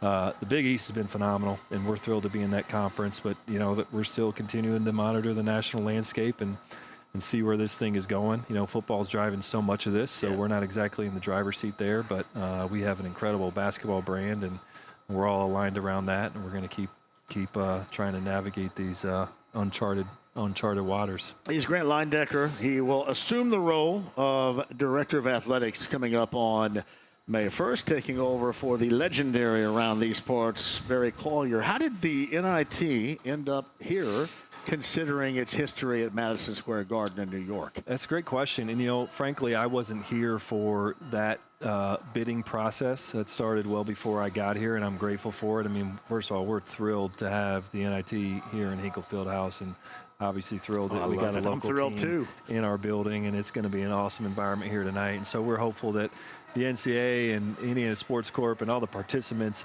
have as good of a time with this as we are.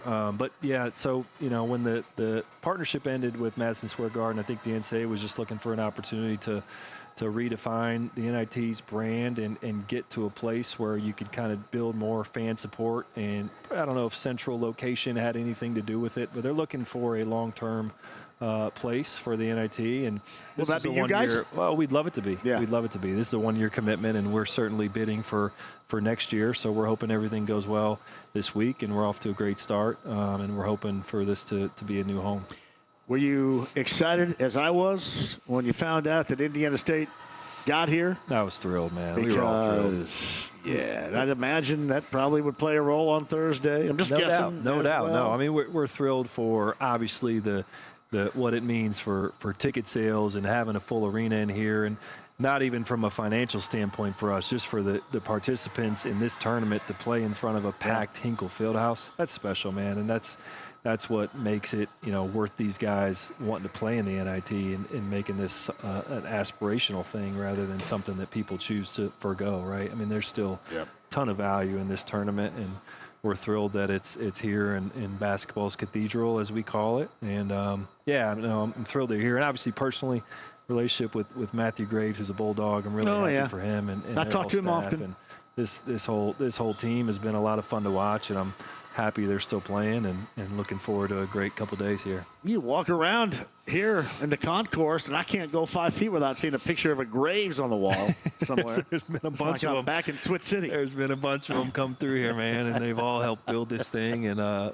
caught up with Coach Graves the other day before their practice, and it's awesome having him back in here, and it's going to be probably pretty unique for him. But he's seen a few sellouts in here, so this will be a special experience for him. Now, how quickly did this sell out once Indiana State won last Tuesday? It was very quick. I mean, it was I would say roughly within 24 hours. I mean, we were trying to make sure that we could accommodate all the other teams and make sure this was equitable for them. But Indiana State folks stepped up in a major way, and looking forward to a really fun night. Oh man, a lot of Hoshians in this place. Let it be good. Little Vigo County over here. I know this, Grant, that and I saw it on senior night. I went to St. Louis and watched them play Drake and lose to Drake in that final about 3-4 weeks ago. That this is a group that will get behind you, fully get behind you. Yeah. And you see the product that they have right now this season, and they've done just that. But man, that thirst has been there, and you've seen it. Oh, it's a fun group to watch, man. They're together. They're tough. They're skilled. I mean, they got every piece. And I'm talking to Coach Graves about this the other day, not to bring it back to Butler, but he was on the sidelines and a big part of our Final Four runs, and I mean, he likened this team to those teams in terms of a complete selflessness, just a desire to win at all costs and do whatever it takes, and willingness to play whatever role they need to play to get a win. And he's enjoyed coaching them, I know, and I've enjoyed watching them, and we'll see what happens. Those back-to-back Butler times here are still incredible to think about. Yeah. I mean, and I don't know. I mean, I know that everybody strives, but man, those particular back-to-back teams were so amazing, absolutely amazing. And the further we get away from it, I think it even grows the memory. I couldn't agree more, and especially for me being in it. Yeah, being in it as a student athlete, it's just next game, next play, and you expect to win every game, rational or not. Like you work so hard, and you believe in yourself and your locker room, and no different than these guys. They would have had the same mentality if they were playing in the NCAA tournament versus this one. No matter who they line up against, they expect to win those games, and we were the same way. But we didn't really have perspective for all the other stuff that goes into being able to win at that level consistently, repeatedly. I mean, you got to have the ball bounce your way, too. You do. Shots got to go in and all those things. And we had a little bit of luck on our side, but a lot of talent and a heck of a culture and great leadership. And that's what happens when it all comes together. I'll still shake and think about Butler Duke. Yeah. And I was right under the basket, man. And I've told Gordon this so many times. He's probably heard it enough, or he never wants to hear it again. But I thought that thing was clean because I was right in that line of sight under the basket. You can even see me. And I go, that thing's going down. Yeah. Which would have been the most historic make. Yeah, I mean, you think about what Jenkins did for Villanova not too long ago as well. Yeah. But you're thinking about one that's, the other side of half court like that against Duke. Yeah, like right. That. Surreal. That one, that would have been unbelievable if that shot goes in. But frankly, that game haunts me less than the UConn game the following year because we played our best against Duke and came up one possession short. UConn, we didn't have it, but it happens.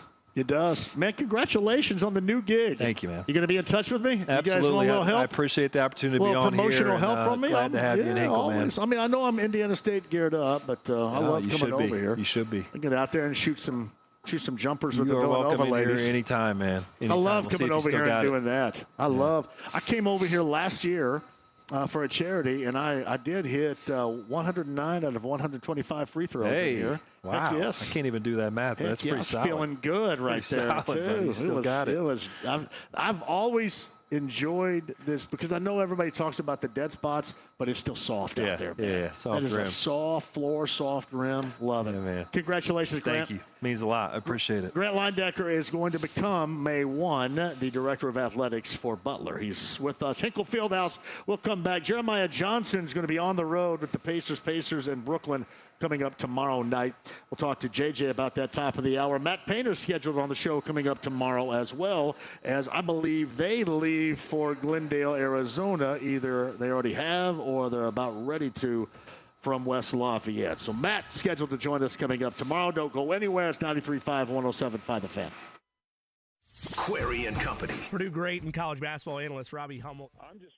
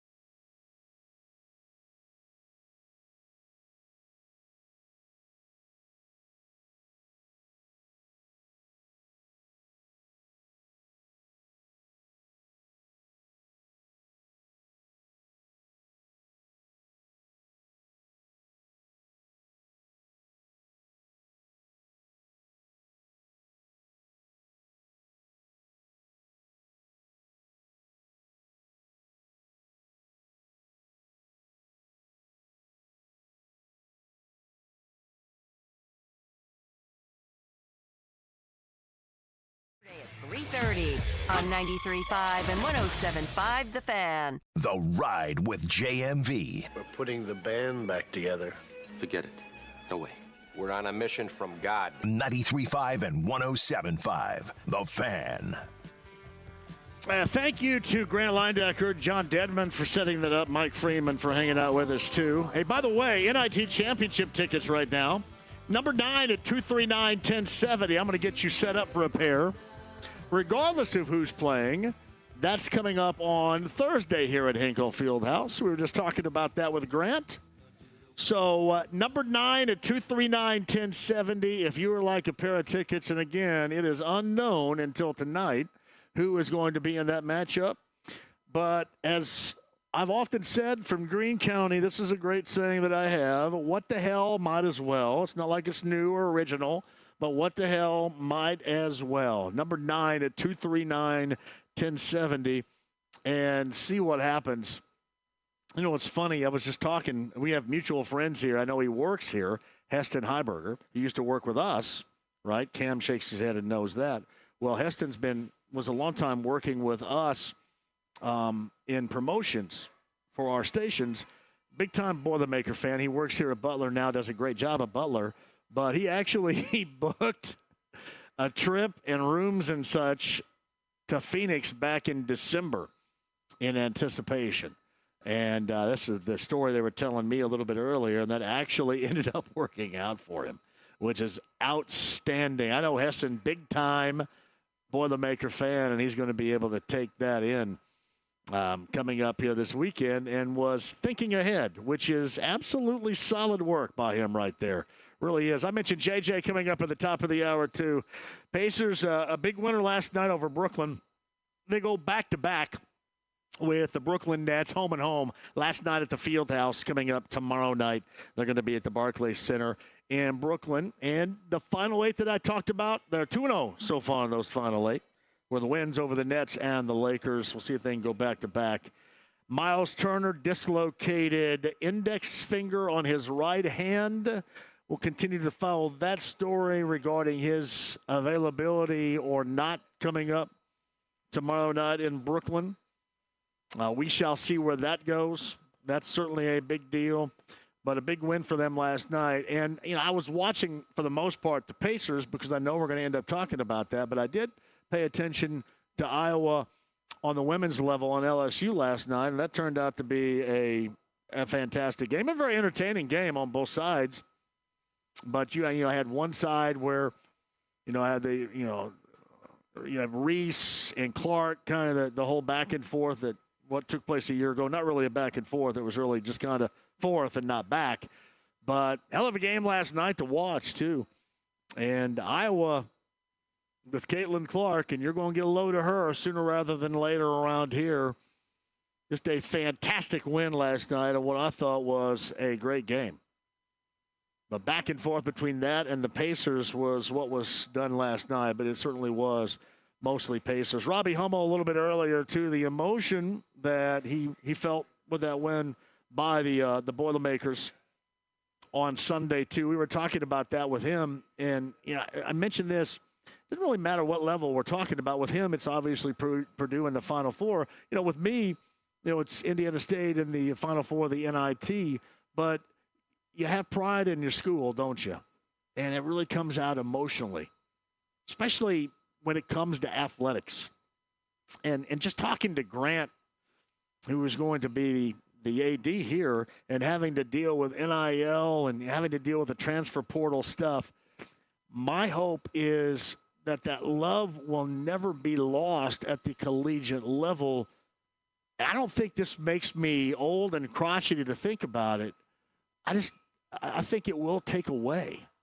I think that love and that joy will be taken away with the bounce around of, let's just say, for example, the bounce around of the transfer portal. And I know everybody's going to adapt. Grant was talking about Butler having to adapt, and I mentioned like minute by minute. But there's just no doubt to me that if things continue to go the way that it is right now, as much as I love basketball and I'm always going to be here, some will probably eject because of that. And I would happen to think that's the last thing that you want.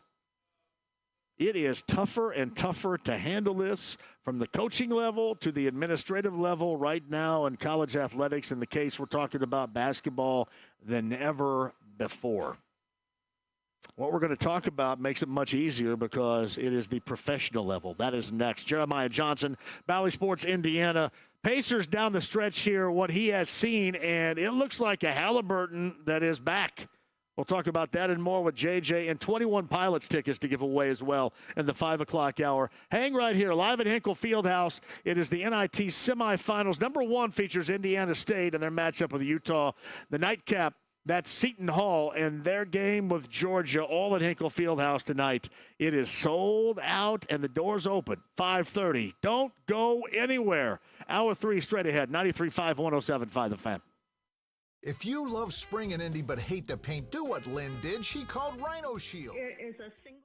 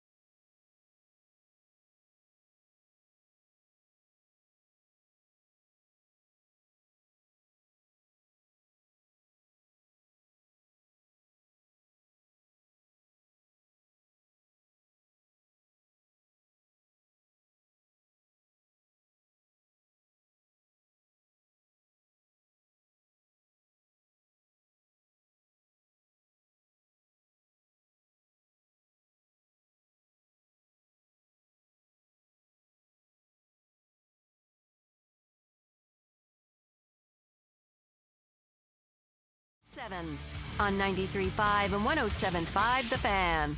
The Ride with JMV. I am the cream, yeah. The cream of the crop. And there is no one that does it better. 93.5 and 107.5 The Fan. Hey, welcome back to Hinkle Fieldhouse, where 22-14 Utah and 31-6 Indiana State match up tonight at 7. That is on ESPN. That is semifinal number 1. And then that second game's an SEC Big East matchup, 20-16 Georgia and 23-12 Seton Hall. 9:30, that's on ESPN2. I should mention, too, Utah is a really good team. They're 3 wins. UC Irvine, Iowa, and they just ripped apart VCU. Brandon Carlson is their leading scorer at over 17.5 per clip, and he is a 7-footer. So he may be rough on the Sycamores. The Sycamores, however, will have a very dominant crowd because I believe almost all the tickets sold are to the Sycamore faithful, and this thing is sold out. In fact, we were talking to Grant Leindecker, who is going to assume the role as Butler Athletic Director coming up on May 1st, taking over for Barry Collier. He had mentioned almost immediately after Tuesday night and that win over Cincinnati that the Indiana State folks got on it and sold this bad boy out. So basically, you are going to get Vigo County up in this place later on tonight. I think they're all over at the Bulldog right now, too, so I bet that's something as we approach the 5:30 bottom of the hour opening of the doors here at Hinkle Fieldhouse. On the Andy Moore Automotive Group hotline, I had talked to JJ about this, and I'm sure we'll get into it in a second about the final 8 games of the season for the Pacers being incredibly important, not just the placement of where they are in the playoff picture, but just to be playing their best basketball at the time. First 2 check marks go next to the Lakers and the Nets. They're on the road in Brooklyn tomorrow night. And from Valley Sports Indiana, Jeremiah Johnson's on the Andy Moore Automotive Group hotline. I want to get to that with you in a second, but I want to start. I know that you spent a lot of time at WTWO in Farmersburg, Indiana. That's the NBC affiliate over in Terre Haute. A lot of time covering the Sycamores. This has really been something. Even if it is the NIT, and a lot of people don't, equate that at all to the NCAA tournament, this has been something for that school, that community, and this fan base. Yeah, I know you went to school there. I was a 3-year sideline reporter, so a case can be made. I'm not doing what I'm doing right now without that experience that I gained at WTWO. They were the official TV station of the Sycamores. Got to be the sideline reporter for about 8 to 10 games a year, and have a lot of love for all the people of Wabash Valley. I hope to get a chance to come back and go on Thursday night to Hinkle Fieldhouse to watch the championship. I've got plans to be there because we're going to be back from Brooklyn, a night off, and so I really hope that they can get one more win tonight and be able to experience all of that. But I'm going to be cheering here from New York, and I brought my Indiana State jersey as well. So looking forward to it tonight. And you've done a great job in rallying everyone together, and it's great to see. I always knew the support that they had, and obviously there have been some lean years here and there, but just the people of the Wabash Valley and the Indiana State program and the community, they're all great people. I was glad to be able to be a part of it for a few years, and it never leaves you. No, it doesn't. I just got a text from Greg Lansing within the last 30 minutes, too, giving his best as the former coach at Indiana State, now with Arizona State on the bench with Bobby Hurley. In fact, a team in Arizona State, I do believe, that beat Utah, that matchup with Indiana State, that the Sycamores have later on tonight. They beat Utah early in the season, in that final season of Pac-12 play. I guess you never really know what you're going to get, but the one satisfaction that I have out of this is I have had the opportunity to talk up my school. And I think everybody knows this. I was talking to Robbie Hummel about it from a Purdue level last hour. The love of your school. And it's always different when you have that deeply rooted love for your school. It makes it so much more special, so emotional. And, you get Purdue people having, to react the way that they did emotionally after that Sunday win over Tennessee. And, to a smaller degree on the NIT, you get that emotional satisfaction that you see and you have seen over this run for the Indiana State, the Terre Haute folks. It's pretty special. It is special. Everyone wanted to see them in the NCAA tournament. They deserve that opportunity. But credit to the players and the coaches and everyone for sort of moving on and making the best of the situation. A case can be made. This is maybe the best thing that could have happened to them just because they're still playing, and they have an opportunity to win a championship. They have an opportunity to hang a banner. And when you mention pride for your school, it reminds me a little bit of being able to cover Ball State football with Brady Hoke and Nate Davis when they had that undefeated season. I mean, then I was at Fox 59, but I had that pride for my Ball State Cardinals at the same time, much like you have for the Sycamores. And Indiana State's the program where I think everyone in the entire state of Indiana tonight, they're cheering for them. The IU fans, the Purdue fans, the Butler fans, they're all cheering for Indiana State. And I'm even noticing this, although I don't want to go too far down this path. I think Saturday a lot of people are going to be cheering for Purdue, even some of the IU fans. Do you think? Yeah, it's what's funny. I honestly, JJ, I don't blame them if they don't. I don't, because that's what makes a rivalry. I don't blame them if they don't. I agree with you. Right. I haven't. Others have tried to force that on IU people, and I just think, if IU wants to, they can. It's different from me with Purdue in mind because I like Matt Painter a great deal, like a lot. I love having him on the show. He's been incredibly nice to me and accommodating to me over the years. And I saw, and we talked about what he basically had to sit in last year, which is as unenviable a position as anybody in sports would want to be in. And then I saw the response from his team this year. So, I've got a rooting interest from his standpoint. But if you're IU, like Jay Query brought up a point earlier today. For example, if you're IU fans, right, and UConn wins it all, then they have another national title. So maybe they're viewed, maybe they are right now, but they're going to be viewed much higher than IU, so you lose there. But if Purdue, let's say that's a matchup on Monday night, knocks off UConn, again, if that's the national title game, then, you see Purdue winning, and IU hadn't won since 87. I don't know what anybody from IU would choose over that, but I would guess it would always be a Boilermaker loss because that's always going to be mostly the way this rivalry, JJ, will go, and probably should. I suppose you're probably right. I spoke a little, out of turn because I grew up an IU fan, and as an IU fan when I was growing up, I would never have cheered for Purdue. I've changed a little bit. I have so much respect for Matt Painter and so many people at Purdue, and I won't claim to have some of the same fandom that I had as a child. So many of the IU fans, I'm not going to tell you what you should do, but I will say that you should respect many of the people in that Purdue program and the job that Matt Painter does, and the way he treats people and the messages he puts out there. He's done a first-class job. So while you may not want the uniform to win, some of the people I will say that if they do win next Monday night, and even getting to this Final Four, I don't know how you couldn't at least feel good for them. Well, and I'm in it for Matt because I like him a great deal, and we've had Braden on this show a number of times in the past year, and he's what I like in a player. I like the fact that he has been looked over and he has worked for everything that he has, and he's constantly trying to play better. That motivational chip that I always talk about right here.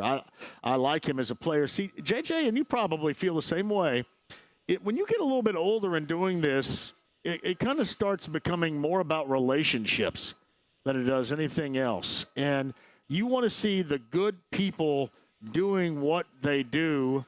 You want to see them perform well, play well, do well, coach well. And then you also want to see that for the fan base in which you're a part of, maybe not a fan of Purdue or IU or Butler or the Pacers or the Colts, but around here I want to see people happy.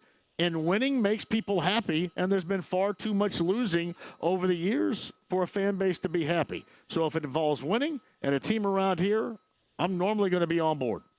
I will agree with that. I thought of so many Purdue fans that I'm friends with on Sunday thinking of last season and maybe St. Peter's and just, having their hopes up high. This was going to be the year, and then it wasn't, and just having to deal with that. And so I felt good for all those people. And, again, I think this is a great week. I was talking with Pat Boylan on the podcast. Think about this week for fans in the state of Indiana where, not only are the Pacers in the middle of a big playoff race or, chase for playoff seeding with 3-4 games coming up, But you've got this Indiana State story and games potentially Tuesday and Thursday. You've got Purdue in the Final Four.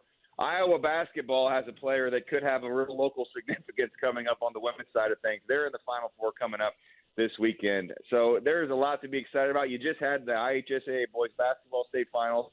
So I don't know. Every night there's something going on, and I'm glad the Pacers are a part of it. And I'm glad that the Pacers are in this playoff mix as well, because it's a lot better in April and May when the Pacers are still playing.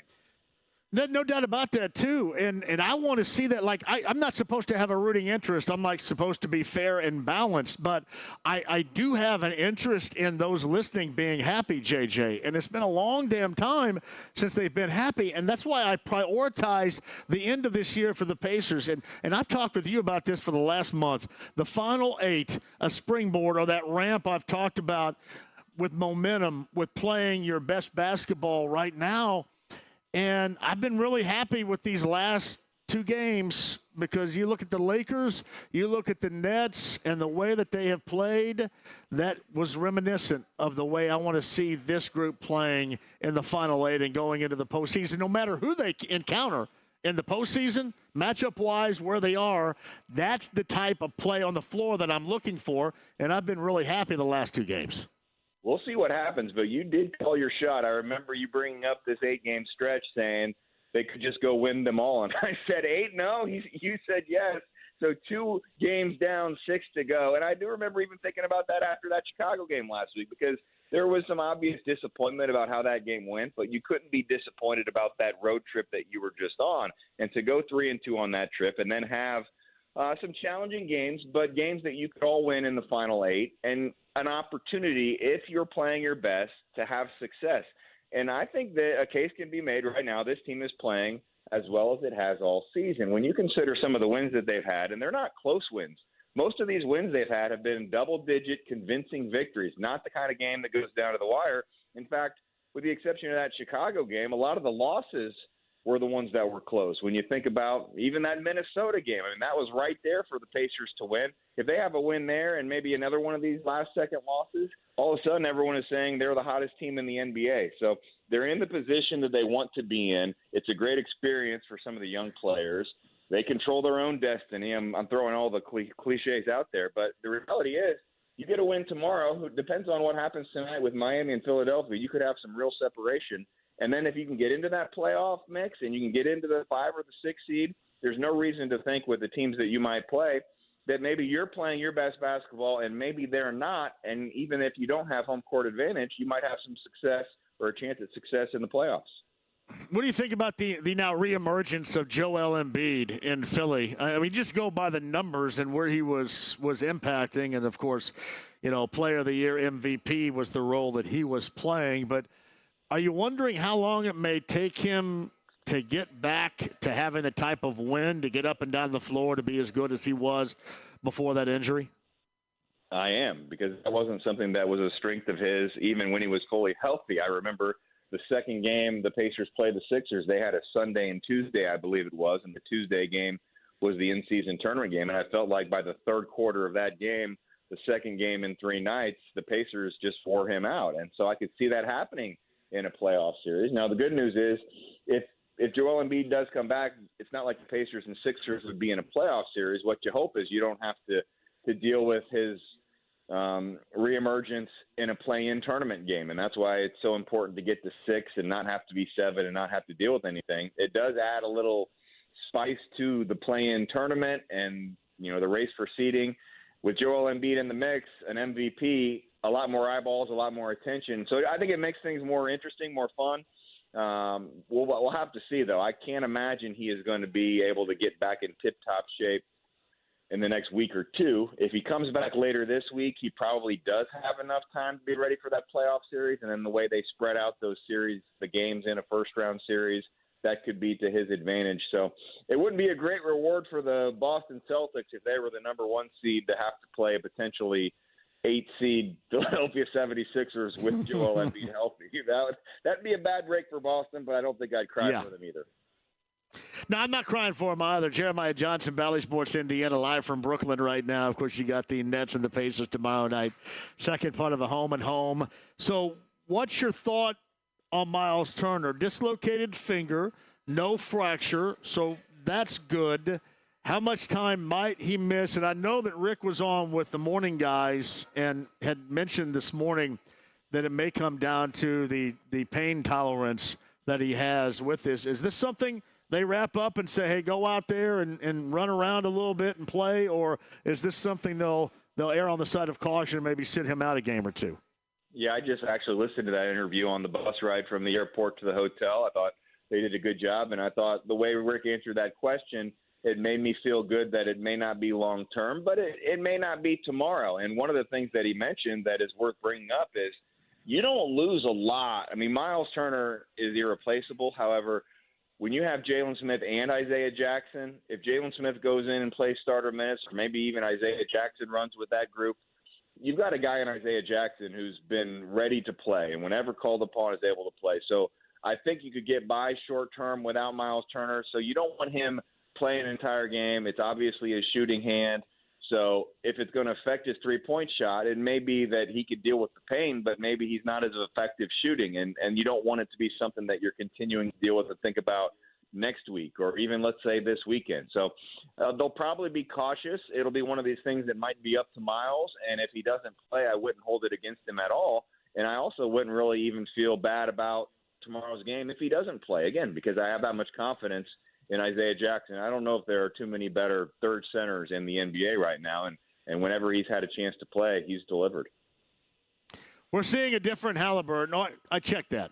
We're seeing a Halliburton that we saw earlier this season, right, and not the Halliburton that was coming right after the All-Star break. We have seen that thing change, have we not? We have. We saw it gradually to me on that road trip, but it was obvious during the first quarter of last night's game that I think we could just remove some of, well, how does he look? Do we evaluate him at the end of this quarter at halftime? Is his shot concerning? He was in a shooting slump, and I think there were probably some things affecting that. I think fatigue had set in a little bit as well. But it's one of those things, you know it when you see it, and when he played for about 5 minutes in that game last night, to me, I saw absolutely the best version of Tyrese Halliburton. I saw what you saw in November and December. And so to me, I feel like we can even get that storyline and discussion and put it in the rearview mirror. That's not to say that maybe one of these games this weekend he may not shoot a high percentage, but the bounce that he had, and maybe it did help that he had 2 days between games. This team has obviously not played well in the second half of back-to-backs. You don't have to do that anymore. But that extra day of rest, perhaps, with what he's dealing with his health, maybe that helped him. So we'll see what happens on Wednesday night. But what I saw on Monday, it was the Tyrese Halliburton that this team needs to succeed, but also what took the NBA by storm in the first part of the season. And it comes at a perfect time. You would expect there to be a little bit of a rough patch coming back from that injury and then some of the things that he was dealing with. And, make no mistake about it, he came back and he needs to get the 65 games in. That's not insignificant. If you had that much money potentially at stake, you have to consider it. So good news is hopefully another game or two he gets to that. He's looking like his old self. He's in position to get this team into the playoffs where he has never been. He's never even been in an in-season tournament game. Or I should say a play-in game. He's been in the in-season tournament, obviously, but not the play-in tournament. So I really liked what I saw Wednesday, and that was the biggest takeaway from that, or I should say last night. The biggest takeaway from last night's game was that he looked like Tyrese Halliburton. Yeah, he's the one guy that they can't replace. I mean, like McConnell comes off the bench, and he can be, like as far as keeping up the pace, he can do that. But there's one guy on this team that can't be replaced to the largest degree, and that's Halliburton. And I mean playing at his highest level, because if he doesn't on a given night, then it normally means something really bad, no matter the level of competition for this team. Yeah, but it doesn't mean that he has to score, 25 points or he has to shoot a high percentage. If he's pushing the pace, if he's finding his teammates, even if you see him play with that joy that he pretty much has, even through this, he's fought through some of the disappointment to at least put on a good face and to boost his teammates up. That's what the Pacers need. When they're not running, they're not as effective of a team. So you're absolutely correct. You could get by a game or two here or there. If he had to miss a game before the end of the season, you could start Andrew Nembhard. You could play T.J. McConnell more minutes. But to think that you could win big and have success in the postseason, you absolutely have to have the top level of Tyrese Halliburton. And I didn't know for sure until last night if we would get it yet this season. But based on what I saw last night, I feel really good about it. So, Jeremiah Johnson, Bally Sports Indiana, is on the Andy Moore Automotive Group hotline. Life without Benedict Mathurin. I thought that it would have been much worse than it has been so far, which does not mean that there, isn't a significant impact without him. I just think that means that guys are stepping up in maybe a dual capacity to make up for what he brought to the table. You agree? I agree. A lot of credit does need to go to T.J. McConnell because he had put it upon himself that he needed to be a little bit more of a scorer without Benedict Mathurin. When Benedict Mathurin was first injured and out, I looked at that second unit and I said maybe there's going to be some times where points might be hard to come by. You saw more of maybe Pascal Siakam running with 4 second unit players to help get that group some scoring. And T.J. McConnell's style is so unique, but his effectiveness at scoring, and now even in the last couple of months, his shooting percentage, I think he's 12 for 20 since February 1st. Now, that's not high volume for sure, but that's a high percentage. And so we already know what he can do in terms of attacking the basket. He's confident in the mid-range, and if he just hits enough three-point shots to be dangerous, he helps that entire second unit. And so it's been a better process transition since Benedict Mathurin was injured than I expected, same as you. And that's a credit to the depth. I mean, you have a guy like Ben Shepherd who had been working all season getting ready, had a few opportunities. Now he's more of a regular contributor. And while he's not giving you what Benedict Mathurin did, you put him with Doug McDermott here and there, maybe Jarris Walker, and you increase the responsibilities of T.J. McConnell. And the sum of the parts is actually pretty similar to what you had with Mathurin. The style's even a little bit different as well. And so far it's been effective. You can't wait to have Benedict Mathurin back at the start of the next season because he can do some things that no one else on the roster can, but they've been able to make up for his absence in a pretty good way. Not JJ, where they played in the last two compared to when we really thought they were playing their best? And the reason why I bring this up is, that was obviously earlier this season, and teams will tend to defensively, figure it out a little bit. And I thought we saw that after the All-Star break, but it seems like offensively they're back in gear right now. Where are they compared to where we watched them advance and play in that final of the first in-season tournament back in late November, early December? Yeah, it's just a different team, though. It's crazy. When you think about, let's just say those 2 games were at Gainbridge Fieldhouse against the Celtics and in Las Vegas against the Bucks. Those are back-to-back high-profile games. I'll even say early January, just before Tyrese Halliburton was injured, when you had the Bucks that were mad at you and you won 2 straight games against them. That was probably the best version of the Pacers in the first half of the season, but the roster was completely different. And I'm not just saying playing their best because of the Laker game and the Nets game. I'm going to go back and I'm going to include road wins against the Magic, against the Thunder, against the Mavericks. Those 3 teams have all been mentioned as some of the best teams in the second half of the season. They play really good defense, and the Pacers won those games by double digits. And so the Pacers defensively, a lot of people will look at their season numbers and they'll say, oh, they're 25th in defense. But they were 14th in the month of March. They were, I think, 12th in the last 10 games. They are able to get stops more now than they ever were in the first half. And that gives them the chance to potentially make a run here and maybe win a playoff series because they're playing the defense that it takes. The way they were playing earlier was fun to watch, and they could get some big wins, but I don't know that you could win a playoff series. And so it's been quite the transformation in styles and even a little bit of a roster turnover at the middle of the season. But I'm not going to say what was before is better than what is now. It's just different, and I think it may be a little bit better right now. Where would they be without T.J. McConnell? Well, they would probably have 3 or 4 more losses. I was talking with Jenny Busick before the game last night, and she rattled off just how many different times you're down double digits. He comes in, he just changes the complexion of the game. And I really think we ought to, continue to talk about the Sixth Man of the Year consideration. He needs to be in the conversation. He probably won't win it, but just the recognition is something that he deserves. And I even, heard that morning show interview today with KB and Andy and Rick Carlisle, and they brought up again the first game of the season, the press conference after the game, where Rick Carlisle after win number one, wanted to talk about how disappointed or hard it was for him to tell T.J. McConnell that he might not be in the rotation, and it lasted all of a week or 2 games. And T.J. McConnell, while he accepted the coach's, it's probably a great lesson for any youngster listening. You accept what the coach says, but it doesn't mean you have to make that decision easy for him. And so when he first got the opportunity in game number 2 against Cleveland, he brought the team back. That's maybe a win that night. That doesn't happen without T.J. McConnell. And so many times the identity of a team is built by characters and personalities and just the way guys play. He is one of those guys that helps kind of mold the character of this team. And everybody cheers for him when he's in. He brings the effort that I don't know that anyone else in the NBA does. I mean, they all play hard, but he brings it to a level that is, inline to inline. So I don't want to think about where they'd be without him. I just know that it's great to have him on the team, and it's been great to have him around the last 4 seasons.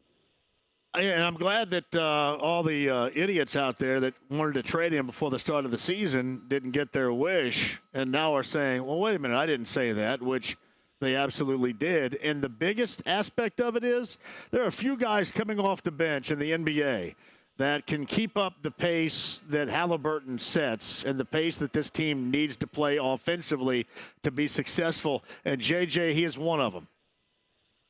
He is. I mean, the knock would probably have been the shooting over the years. And, Rick Carlisle values shooting for sure.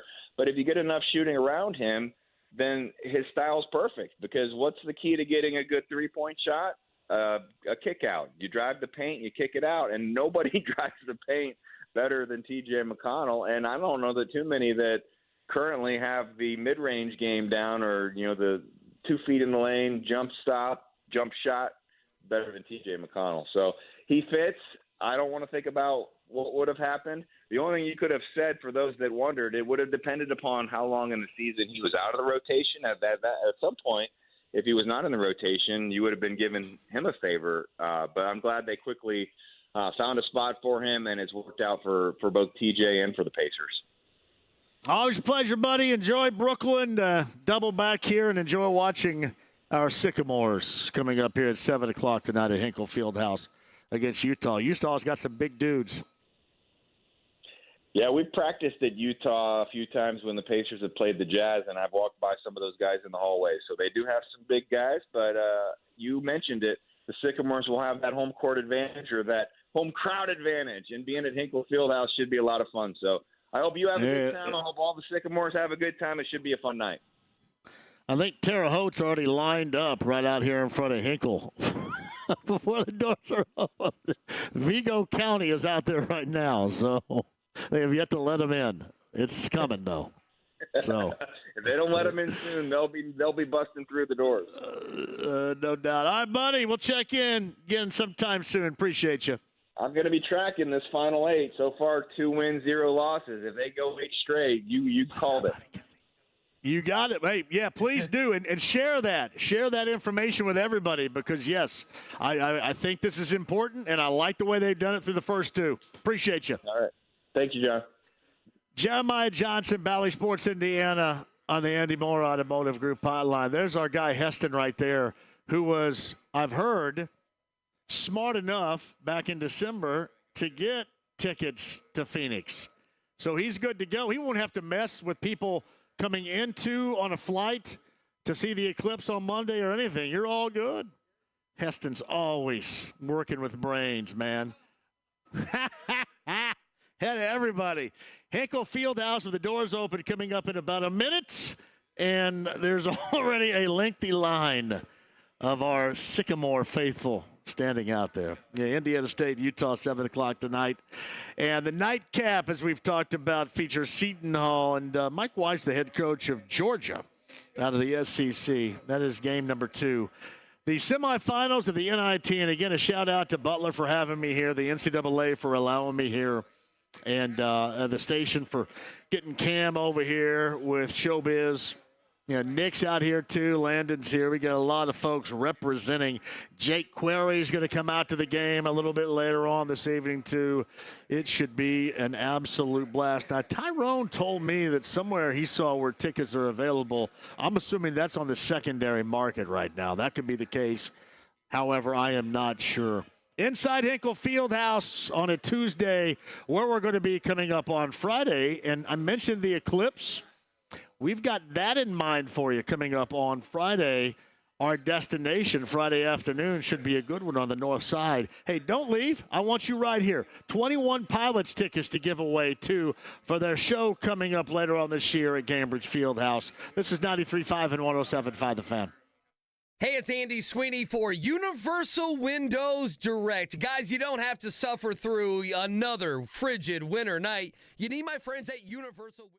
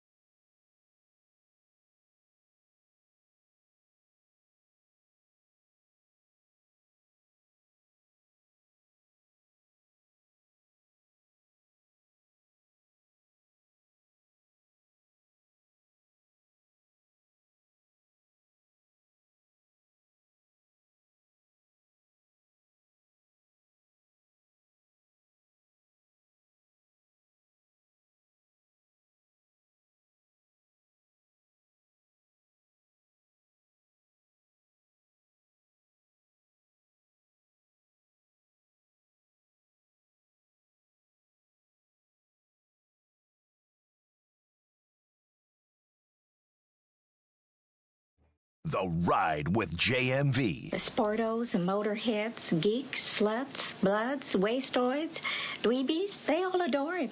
They think he's a righteous dude. 93.5 and 107.5. The Fan. Hey, reported when we were talking a moment ago to JJ that,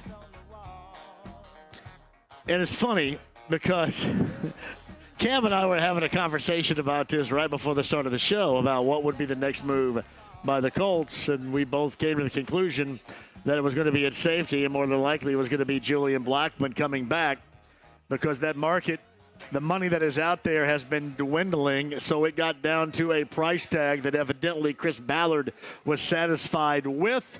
So Julian Blackmon at safety is re-signing with the Colts. A one-year deal is what it is. So team run it back continues to be team run it back. Julian Blackmon for a year at safety. And like people have already said, you're saying run it back. You don't know how it's going to work. And you're right. I don't know how it's going to work, but I have seen how it has worked. I have seen it. That's all I'm saying. I mean, believe me, this is not lost on anybody that this is a path that he and they have chosen to take, and they will continue moving down it. But, as far as being skeptical about these decisions, I think it's logical because of what we know or the lack of results that we have seen. 0 against anybody. But that's the way that it is. There's a reason why you should be skeptical about it. Until you see, good to see you guys, until you see the proof in that product. And maybe that comes this year, and I guess those of us that have talked about this for a number of years will end up eating it, and that's okay. I'll be ready to eat it. But, as far as making fun of me, what's up, buddy? Yeah, I know. That's the index finger. As far as team run it back, we've seen the results of that before. So we'll have to wait and see if this year, if going into year number 8, is going to be different. Because that is truly the path that they've decided to take once again. You can hear behind me, Terre Haute is in the house right now. Indiana State people are here trying to give me beverages and such, which I do appreciate that. We'll probably be having some coming up in a bit. I don't know why I won't have some right now, but we're ready to go. Indiana State and Utah, that is coming up here at 7 o'clock, and the doors are open. Yeah, sure, I'm ready. Yeah. Hey, yeah, it's not a new thing to drink on the air around here. See, I told you Terre Haute was going to buy somebody a beer right here. Like Showbiz is back there going, there's no way Tony Katz is drinking a beer on the air, is he? My man's got to loosen up a little bit. You got to loosen up. Be like us. 239-1070 is that number. Busy show today, a busy one coming up tomorrow. And Cliff is with us now. Cliff, welcome to the show. How are you? Hi, John. How are you doing? What a great. I'm great, Cliff. How are you, buddy? I'm good, man. What a great time for Indiana basketball, isn't it? How about that? And congratulations, you're all alma mater, doing so good. Yes. And yes, I am very proud of them right now. I am. Well, you should be. You said a little while ago, I was listening to you, and it's been a while. You said that players want to play. Yes. Yeah, and so you've said many wise things like that, and I've come to think that you're a sports philosopher. And yeah. Well, I don't. And I've got a philosophy question for you, philosophical question. I love hearing you on the radio. Thank you. Well, yeah, Cliff, hold on one second. I'll be right back. Thank you very much. That is very kind of you, sir. Thank you. Thank you for the beer, too. Thank you very much, guys. I appreciate it. Hey, Cliff, I'll be right back to you. I'm getting beers, and I'm talking to Indiana State people right now. All right, Cliff, I will say this. Thank you, guys, very much. I am not a philosopher because a philosopher is smart. Thank you, guys. And I am far from smart. But I do love sports, and I know that if you play sports, and obviously if you're that's your life, that's your career, that you want to be out there and play. You want to be playing. That's just where that comes from. A lot of people would absolutely agree with me. All right, what else did you have there? Well, now they're featuring all the different teams and the cultures of the teams. Purdue Everyone wants to be like them with the kind of program that they have, the development of their players and so forth. I just kind of have a question for you about what do you think a student athlete learns playing ball, whether win or lose? You know, whether they play for a championship team or they play for one that mostly loses. Do the student athletes learn the same kinds of things? And if so, what are those things that they learn that they develop from playing? No, I think sports. Yeah. Hey, Cliff, thank you very much, man, for the call. Sorry for the interruption there, but I'm with my peoples, and I love them. No, I think sports, and this is not an original thought whatsoever, but I've always thought that sports, lead you to learn how to deal with life moving forward. And for me, obviously, my sports, with the exception of the jack-around stage, which has been since basically 18 now, and I'm 54, sports is meaningful, but it has – hi there, how are you? It's good to see you. Thank you.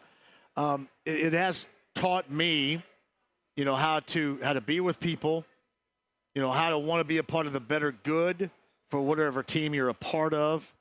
And I'm not trying to wax poetic on you. I'm just trying to answer, Cliff, your question right here. I think sports, when done right, are incredibly important to shaping people. And then when those people, have that mindset, and then others will play off of that, I just think it makes it all better. And it's not always about winning. That's what you always want to do. But it's about dealing, again, with the ups and downs of life that are to come. I mean, hell, we all do that. We all deal with that. I'm 54, and, my week has been interesting because we've dealt with, this, and I've been pissed at the NCAA and had to be on the NCAA. I've been upset about that. I'm trying to help some people out, trying to help my mom out, give away puppies, for example. I mean, it's just there are all these different obstacles and hurdles you have to deal with. And I've always felt that sports, even at the lowest of levels in which I performed, when coached up accurately, when coached up right, help you deal with all that. So that's what I've always felt. The competition is one thing. I mean, basketball, it's funny, people ask me all the time, you're 54 and why? There's Mentzer's in the house right here, man. There's one of our finest. I thought we were going to good to see you. Michael Mentzer's here. How the kids? Doing well? Yeah, good to see you, buddy. Go get you. That's Michael Mentzer, who, by the way, is one of the better players ever to perform at Indiana State. Is he really? Well, Mentzer's a playing field, right? So, yeah. But, no, seriously, it is one of the best things I was ever a part of. I never won anything. Nothing to speak of. But some of my greatest memories are being a part of it. And some of those memories that I miss are of being a part of it. And those are lasting, and those help shape you when you get older and have to deal with stuff in life that is completely opposite of sports. And I've always been really fortunate to be around great people that feel the same, and it means the world to me. My time at Indiana State means the world to me, too, and I didn't play sports over there except intramural and jacked around there. So, no, that's a good question you want to ask, but, man, it's always going to be important, and there's always things that I can look forward to outside of, NIL and transfer portal and, running it back and lack of results. Hey, believe me, I want to be somebody that talks nice about your favorite sports teams because that means you're in a good mood and you're more apt to listen longer. So I'm all about winning, but sometimes good to see you, man. Sometimes good to see you, too. You can't be, but you got to learn from it. And sports, that's a great way to deal with just that. Man, Cliff took me down a path right there, James, I wasn't quite ready for, so I hope that came out okay. But and that's not something I've told my kids. Yeah, that's not something I've told my kids before. I thought it was a really good question. Sometimes it's funny, I'm not smart whatsoever. And I often tell you that, and you certainly realize that by listening to the show. And it's always better to know what you don't know, which is me, a bunch. But it's always better to know that and be able to learn from others. And I've had that opportunity over the years. I'm very thankful for that. Quick break. Hey, man, what's up? Collinsworth's in the house right here. Quick break. We shall return. Hinkle Fieldhouse, or as they like to call it, I think right now, the Holman Center East here. Butler University, our site, Hinkle Fieldhouse. It is semifinal number 1 of the NIT. Utah at Indiana State, 7 o'clock. The doors are open right now. We will come back with you for a final time. Thank you all for joining us and indulging on my passion on this afternoon. It's 93.5, 107.5 The Fan. Roto-Rooter. Plumbing problem? No match for a little DIY.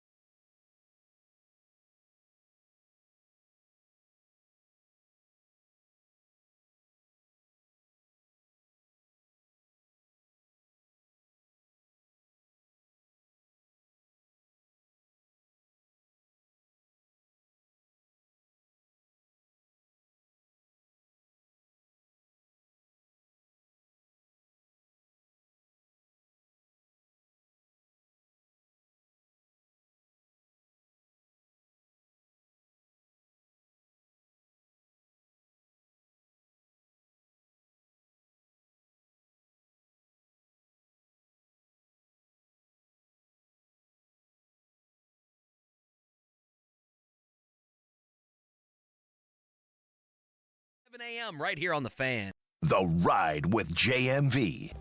It's called Sex Panther by Odeon. It's illegal in 9 countries. It's quite pungent. It stings the nostrils. 93.5 and 107.5. The Fan.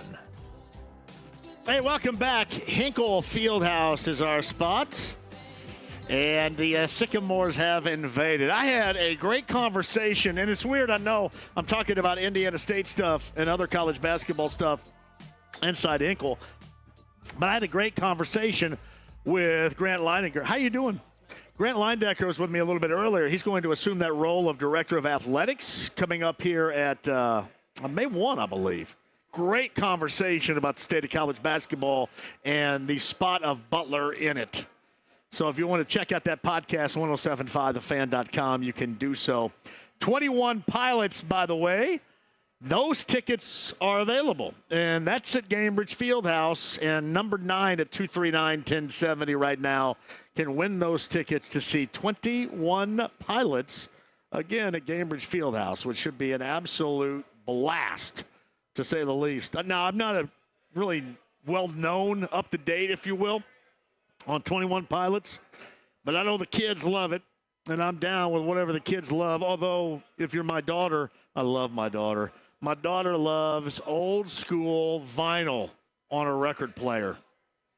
That's how you know your kids are cool with you, when the daughter's on old school vinyl. She calls me the other day, and she says, hey, I got the Cure's Greatest Hits album on vinyl. And I go, I am so proud of you. That's when you know you had an impact on your kid's life. You're somebody like me that loves that a great deal. Nah, seriously, it's been a great time today. A lot of news. And really, the one subject matter outside of hoop that we talked about was that of Julian Blackman being brought back, reportedly today, a 1-year deal. And the Colts were out looking for a safety, and you didn't know if they're going to go outside their own team or not. but in typical Chris Ballard fashion, bringing back his own, he waited until the price, want, and needs of the Blackman side decreased in a genuine fashion. And then when it did to his level, he brought him back for 1 year. Julian Blackman back with the Colts. And that basically is what the Colts have done the entirety of this offseason. You know, with what, 3 exceptions, I think? Well, backup quarterback, defensive tackle, and am I missing something right here? I think that's it. I think everything else has been basically from inside the family and brought back right there. Again, all for the betterment of the squad, but we have been down this particular path before. So if there's anybody around you that would remain apprehensive about it, there is a really good, solid reason to do just that, to be that, is that. So, yeah, we shall see. Hopefully what they're banking on, and this has been widely reported, and we have talked about it too, they are banking on Anthony Richardson being exactly what they need to take everybody. Good to see you guys to that level in which everybody wants. Love that. And we'll see if that's capable of being done this year. Pacers and Jeremiah Johnson a little bit earlier. Talked to him about the matchup last night, that win over Brooklyn. They get a back-to-back. Home and home, if you will, with Brooklyn. That's coming up tomorrow night on the road in Brooklyn, Jeremiah Johnson. I thought Robbie Hummel was not as emotional as he was on Sunday after that Boilermaker win, but described those moments to us that he had, and then going back with this Boilermaker team, the evolution to where they are right now. How are you?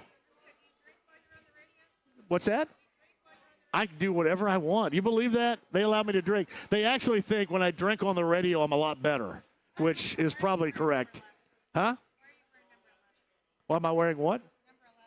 I don't know. They just gave it to me. Oh, okay. They just gave it to me. Indiana State did. They love me. They love the drinking me, too, because they think I'm a lot better. Sorry about that, everybody. This is what happens when you get that early arriving crowd here at Hinkle that's been holed up in the Bulldog all afternoon. Why are you wearing number 11? I don't know. Because it was on the jersey when they handed it to me. True story, though. I did want to mention this. We're going to be live. That is coming up on Friday. District Tap on the north side. And correct me if I'm wrong on this. We are going to give away tickets to the eclipse viewing coming up at IMS on Monday. Now, have we looked ahead at the forecast and what it's going to be? You got it. Have we looked ahead at the forecast and what it's going to be?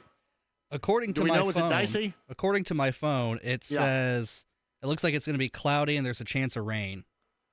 That's a bad deal, isn't it? I mean, is there a chance where you can't see it if it's cloudy and going to rain? I would think. If it's cloudy enough, you won't see it. All right, so Nick says right here, is that a 70% chance of rain or sun? Of sun? Sunny, 70 degrees. Oh, sunny and 70 on Monday. What the hell are you guys looking at then? Nick had a completely different forecast. How you doing, man? Goodness, thanks, brother. Appreciate it. Nick's forecast is like James acted like this is going to be like Scotland. I'm just telling you what my phone says. Cloudy. Chance of rain on Monday. Now, does that affect the whole viewing of the eclipse situation? Oh, wow. Hey, so all these people could come here and then have to deal with clouds and be screwed. You may not be able to see it. Oh, wow. That'd be not good. All right. Hey, again, I want to thank everybody for indulging me on a longtime passion, certainly that of basketball, which we all do, but the Sycamores of Indiana State. Can we all bond together tonight and become Sycamores? Yeah, I know you look at it as the NIT, but, man, this is really important for a program that you want to see. I mean, you want to see do it well, don't you? And this opportunity later on tonight to advance to the NIT final. We're all Sycamores later on this evening. Matt Painter's going to join us coming up tomorrow. We'll tell you all about that and chat with the Boilermaker head coach again on tomorrow's show. Robbie Hummel, Greg Rakestraw, Grant Leindecker, the upcoming AD of Butler, and JJ today. Podcast 1075thefan.com. Go Trees. Hopefully I see you at Hinkle. I'll talk to you tomorrow at 3. Have a great night. Enjoy. Business. It's all the things that keep this world.